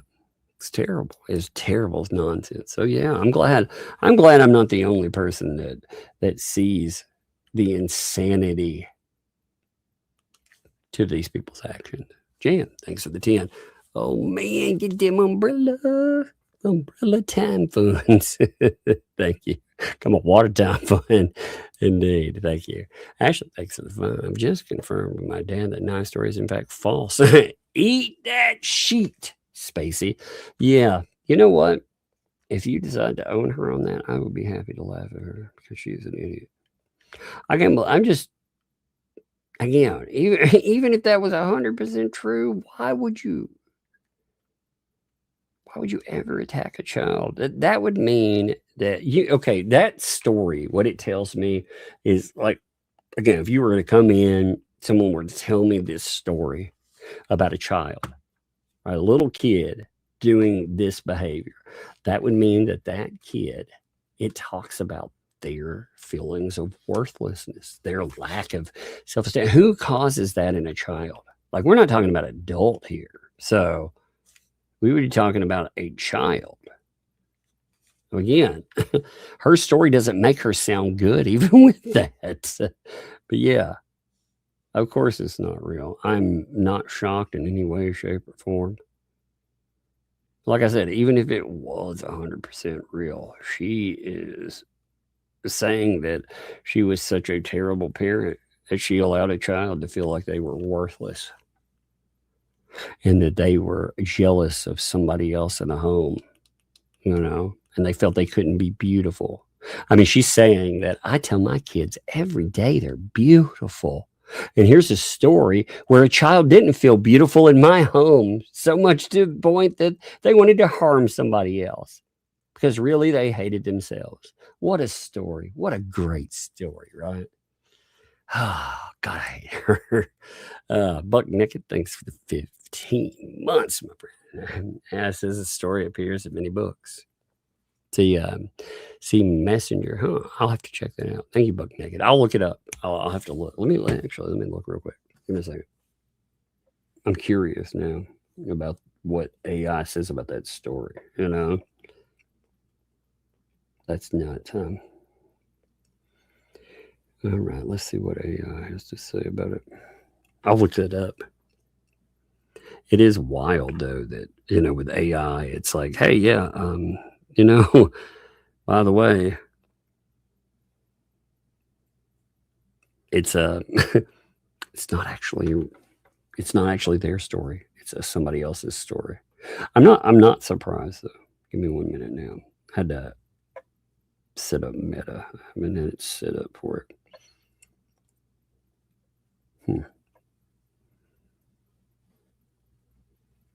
Okay, I'll have to look later. I'll check it out though. But yeah, I want to see that. Polar Dark Cyber, thanks for the 5. Still waiting on my lawsuit from the Smelly P Flea for a single comment where I called her a liar, which was modified by her. Yeah, indeed. They're going to sue anybody. That's what also gets used against them in a courtroom because they told people they would sue them over comments, over every image, over a transcript. I mean, hey, are they going to sue me for the transcript where they just proved that they're going to lose a case for it? Hey, fuck them. Are they they're going to sue people for the proof that they've provided that people in fact have not done something wrong? Of course they want to silence you. Yeah. Ella was a star destroyer story with Shara. That's right. Jamie Starr Johnson did. She very much did. It was interesting too. These people act like too, like with Jamie Starr Johnson. Like, I don't know Jamie Starr Johnson. In fact, I always felt bad about one thing with Jamie Starr Johnson. I felt bad that people, including myself, took kind of Lynette's word on this person being a user, a druggie, you know. We took her word, but it shows you the danger of listening to these people, because they will have you being a PDF file and all kinds of other stuff. They just throw anything they want out there because they're nasty people. Angela, what's up, Angela? Man, I hope you're doing great. I'm back, still sick. Love has been made. See, that's awesome, man. Life's been amazing. I'm curious what's going on. I like hearing that. Actually, thanks for that. You sent a request. Hope you don't mind. I'll check it out. I don't mind. Send whatever. You know, I can't obviously say anything that comes through. I can say yes or no with, you know, but I definitely don't ever feel, if you send something, don't ever feel like it is a problem to send something. Whoa, man. That's wild. Patricia, good Lord. What's that? There's a 180. Says, here's a gift for you. Please take 50 for the little one for her birthday. Have a nice day. Thank you there. And then sent another 120 saying, hey. So like, you know, will help with your water here. Well, I appreciate that. I will, yes, have to call a plumber, but I was not mentioning that for any of that. But I very much, man, that's wild. Thank you. I do. I was thinking today, I was like, oh my God, I'm going to have to. But I was not going to be in a bad mood about it, you know? Because if I'm in a bad mood about it, my kids see me in a bad mood. I don't like that, right? So I was being in a good mood. And thank you. It helps. I mean, it very much does. On any day, I very much appreciate you. Man, that puts me in a really good mood. It does. Thank you. I was trying to be in a really good mood today, too. So that really does. Give me a second. I'm going to set my redirect, and then we're going to watch some more while we wait for a little bit. We'll watch a little bit more. Just give me a minute, okay? I want to be able to just redirect right off the... There's what the hell's. You know? And then we'll... I can't believe, like, when I look at, you know, I watched Amber Heard, for example, try to destroy Depp's life. And even with the money and all the crazy, she had media and all of that. But man, like I said, this stuff with Hales, like, dude is just, at the end of the day, it's just some normal dude that is... He's out there trying to run a YouTube channel and also sell stuff, you know, and entertain people. He tries to entertain people, and, you know, he tries to make sure he makes a living off of it and more. And these people, man, they have turned him into Satan for some people. It's just amazing. It shows you when they decide that they want to turn someone into a bad guy, they'll stop at nothing, including fabrication of, I'm going to say, inappropriate touch is what they went with. But that's not what they said at first. They said essay. They said ARP. They said those things at first. They'll stop at nothing to ruin this guy's life. And, you know, I don't think they'll ever stop. I don't. They'll stop. People will stop. Eventually, when the court dies out, they're boring as fuck, man. Like the Fats, they just, again, this weapon that they just brought up is something after Leslie ends up feeling betrayed in December because she thought Jeremy Hales would be seduced by her because she thinks she's the avatar online. When he wasn't seduced, she desperately ran back to Lisa, and they concocted a way to try to ruin his life, because ultimately the last bastion of a false accuser is a false sexual inappropriateness claim. You know, and you think about how easy, see, the antis don't think about how easy these things are either. You take any of them, you pick a time in their life where, hell, you know, you could say, I don't want to put a name on this, but you could say that such and such person, particularly a male, such and such person, 6 years ago, I actually had contact with them, you know, and 6 years ago, they decided to stick their hand down my shirt and my pants. See how easy that is? Now disprove it. Because see, their substantiation is, look at this video. If she was there, then it's real. Again, I don't know if there's a video. I haven't seen any video. Let's see if there is. But even if they can manufacture a video, the police tell us there's nothing. They have already minimized their claim because they had, again, they were telling us they had an SA on video. That's why when they said, you know, to FOIA it, I was like, how am I going to FOIA SA on video? How is that going to work? That would be protected. You can't FOIA, nor would, you know, if you had that on video, there would not be a free man. Or they started saying that. But again, it's very easy to falsely accuse people. If you've ever, and I'm not saying there are not bad people out there. There are definitely bad people out there too. You know, the one giveaway for all of this bullshit though is, again, Leslie wanted something and didn't get it. So what did she do? Well, she did the thing she does to all types of people. She tries to ruin their lives. She's tried it to her own family. She's tried her husband. She's accused of how many times of DV? You know, employees, the bar, anybody, you name it. Well, these are trustworthy people. You know, I'll tell you though, like people that pull out that, it isn't a debunking their ass anymore. No, those people, they are absolute scum of the earth. They will pull this kind of shit. But then again, they are absolute scumbags anyway. Have you looked up any of these people? Again, to join in, you can hate Hales all you want. But if you're joining up, have you ever looked at what you've joined up with?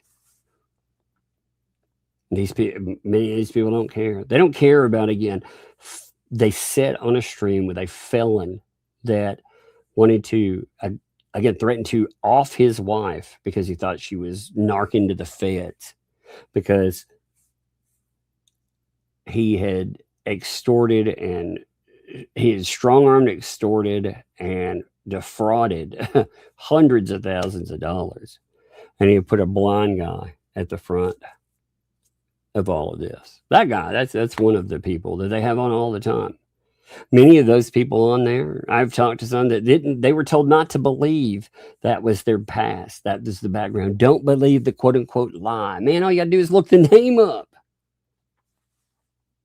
Or hell, I mean, we got again. We've got defrauders. Hey, it's just amazing. It's amazing. They care about women too. Unless, again, you listen to what Lynette said about John Cook. Don't care about that. They don't care about what she said about the ex-wife, again, being so abused that even when she left, she ends up offing herself, and they keep her fucking ashes like a trophy in the garage or the shed. Anyway, I hear a kid. Hey, girl. Hey, come here for a second. I need your help. Hey, come here. Come on. You open the door. Hey, can you help me with something real quick? I need your help. Come here. Hey, be careful. Don't hurt yourself. I am okay. Yeah, just step inside. Jesse won't make me food.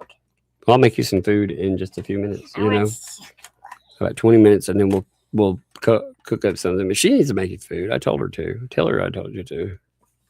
Okay. Just give me a second. I need your help with something. What? 1 minute. I'm grabbing it. So here, look, Janet here. Yes, it is her birthday today. We gonna put the birthday thing well, can on? you help me actually sing a regular birthday song? Yeah. Here we go. Happy birthday to you. Happy birthday to you. Happy birthday, dear Janet. Happy birthday to you. Yay! Woohoo! That was cute. Yeah. There you go. You got both. All right. Give me 5. That was very beautiful. Everyone, like, my birthday is not too far away. It's not too far away. Yeah, that's right. It's actually. And I got the new card game. But my dad's saying I have to get it I by guess we're my probably not going to see this birthday. anymore. Yep, that's right. We're. I pulled that up here, so we should talk for a minute. You want to talk for a minute? Yeah. All right. But yeah, your birthday's coming up. Are you excited? Yeah. Yep. What do you want for your birthday? I already got a game. I know. What else do you want for your birthday? Maybe a plushie. A plushie? Oh, Dad, remember that card game? The Yeah. SpongeBob one? I actually had fun with that one, too. This game? You want to play with it? Okay. Yeah. Let me get my tail switch with Okay. What game is in there? Copy. Oh, yeah, Kirby's in there. All right, go get it. Copy. All right. Copy forever. Okay. Forever. Copy forever. Uh-huh. Copy forever.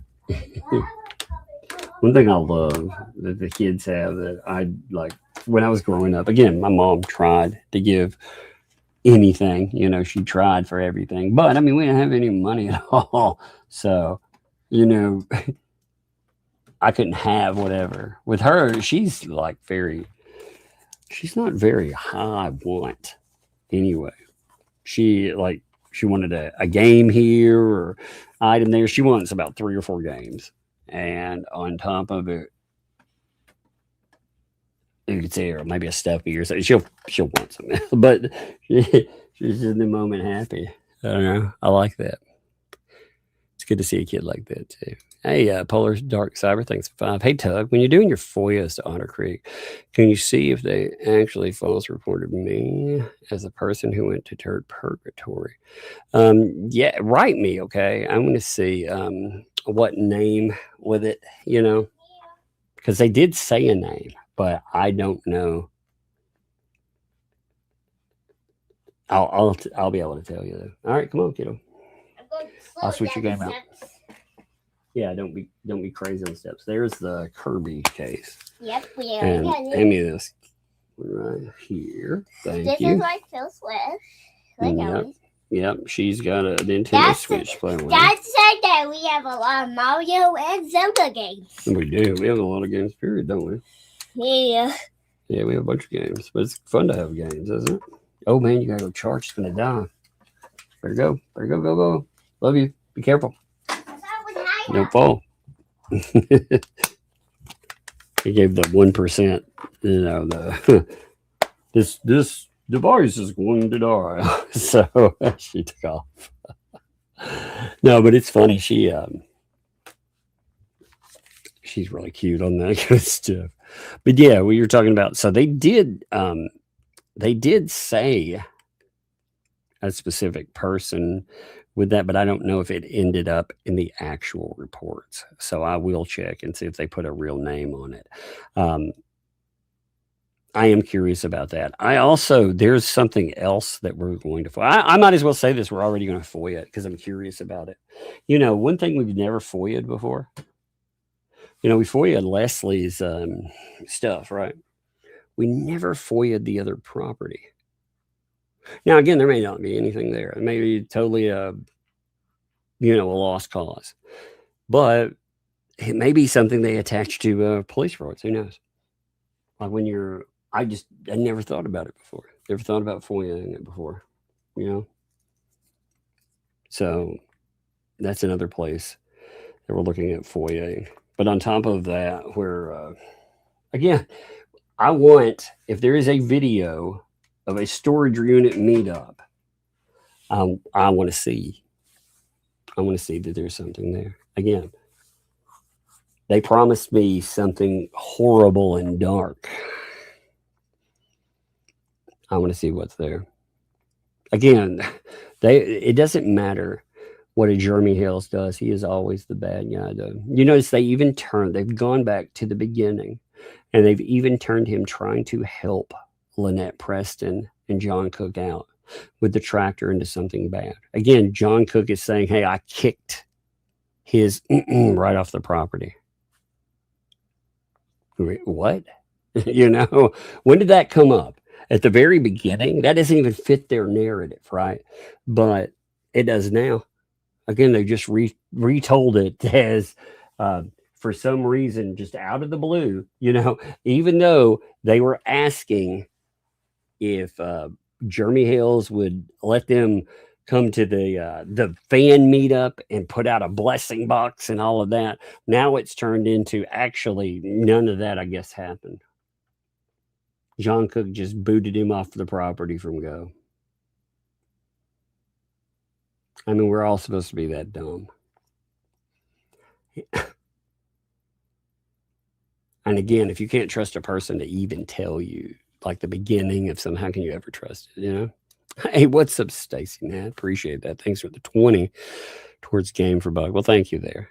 Appreciate that. Appreciate y'all too. Again, you know, Stacy, I'm glad you guys are doing well. I am. I'm glad y'all are doing well. I felt bad for any of the because every person that has ever hosted or done something for these people, they seem to turn on and stay. The thing that really, you know what I appreciated about you today, so you stuck up for your friend. And what I really thought was gross by these people is that they took a DM where you were talking to a different person. Now, somebody who wants to be one of their co-hosts now, but you were talking to a totally different person and they spun it into some kind of weird conspiracy. And it was unreal. Like if I had not watched all of this stuff happen real time, I don't know how much of it I would think is real. Like, this is one of the weirdest things I've ever seen. And I am addicted to it, by the way. I'm very much addicted to it. But I'm glad some of you got out of that line of fire. I've also seen certain names that have been over here. I'm not going to throw any of y'all out there, but I've seen certain folks out there that would ask questions in their chats that were there for quite some time. And I've been noticing you all popping up here. And I've noticed you haven't been popping up there. You're no longer in screenshots of what's going on there. And I figure you probably asked too many questions and they tossed you away. It didn't matter that you didn't do anything wrong. It didn't matter that many of you actually not only backed their channel by being there, but you backed it monetarily. It didn't matter. It didn't matter that, you know, people would do work for you. It just doesn't matter. Ultimately, again, it's what have you done for me lately? But as part of that, you have to walk this line with them that you blindly follow or else. And that blind following thing would really piss me off. Actually, anybody telling me that I had to do anything, period, would probably piss me off. I'm not very good with that. I'm not good at following those types of instructions, you know? But anyway, I know I got on a little thing on that, but I do, like I said, I do appreciate you. I'm glad for people that get away from that stuff. You know, I enjoy the crazy and the chaos. I don't even mind that it points at me. I don't care really, but this isn't a thing like a regular person signs up for. You know, they don't sign up to know that awful people are going to try to ruin their lives. But yeah, anyway, there. I appreciate you folks. Let's see what else. Oh, I saw membership. What's up, Suzanne? I haven't even looked yet. Say about to see your avatar. I can see it there. Hey, Suzanne, appreciate the gifted membership there too. Appreciate you. All right. What I'm going to do is I am going to go ahead and send you all over. I was going to watch some more, but I've not. Well, we'll save. There's about, I can't remember if we got 2 more videos on that. So it'd be 2.5 videos. It doesn't matter. If it's a half a video, I'd try to figure out how to stuff it in. But all of that court stuff, it's interesting, you know. And again, there's so much. We have something else that is coming up pretty soon. That's going to be really fun. We have a deadline within the next few days on something. And then, of course, we have something coming up on the 30th. So anyway, I'm going to send you over to What the Hales. Appreciate all of you. I appreciate you all being here too. Again, it has been quite the thing. So I'll see you.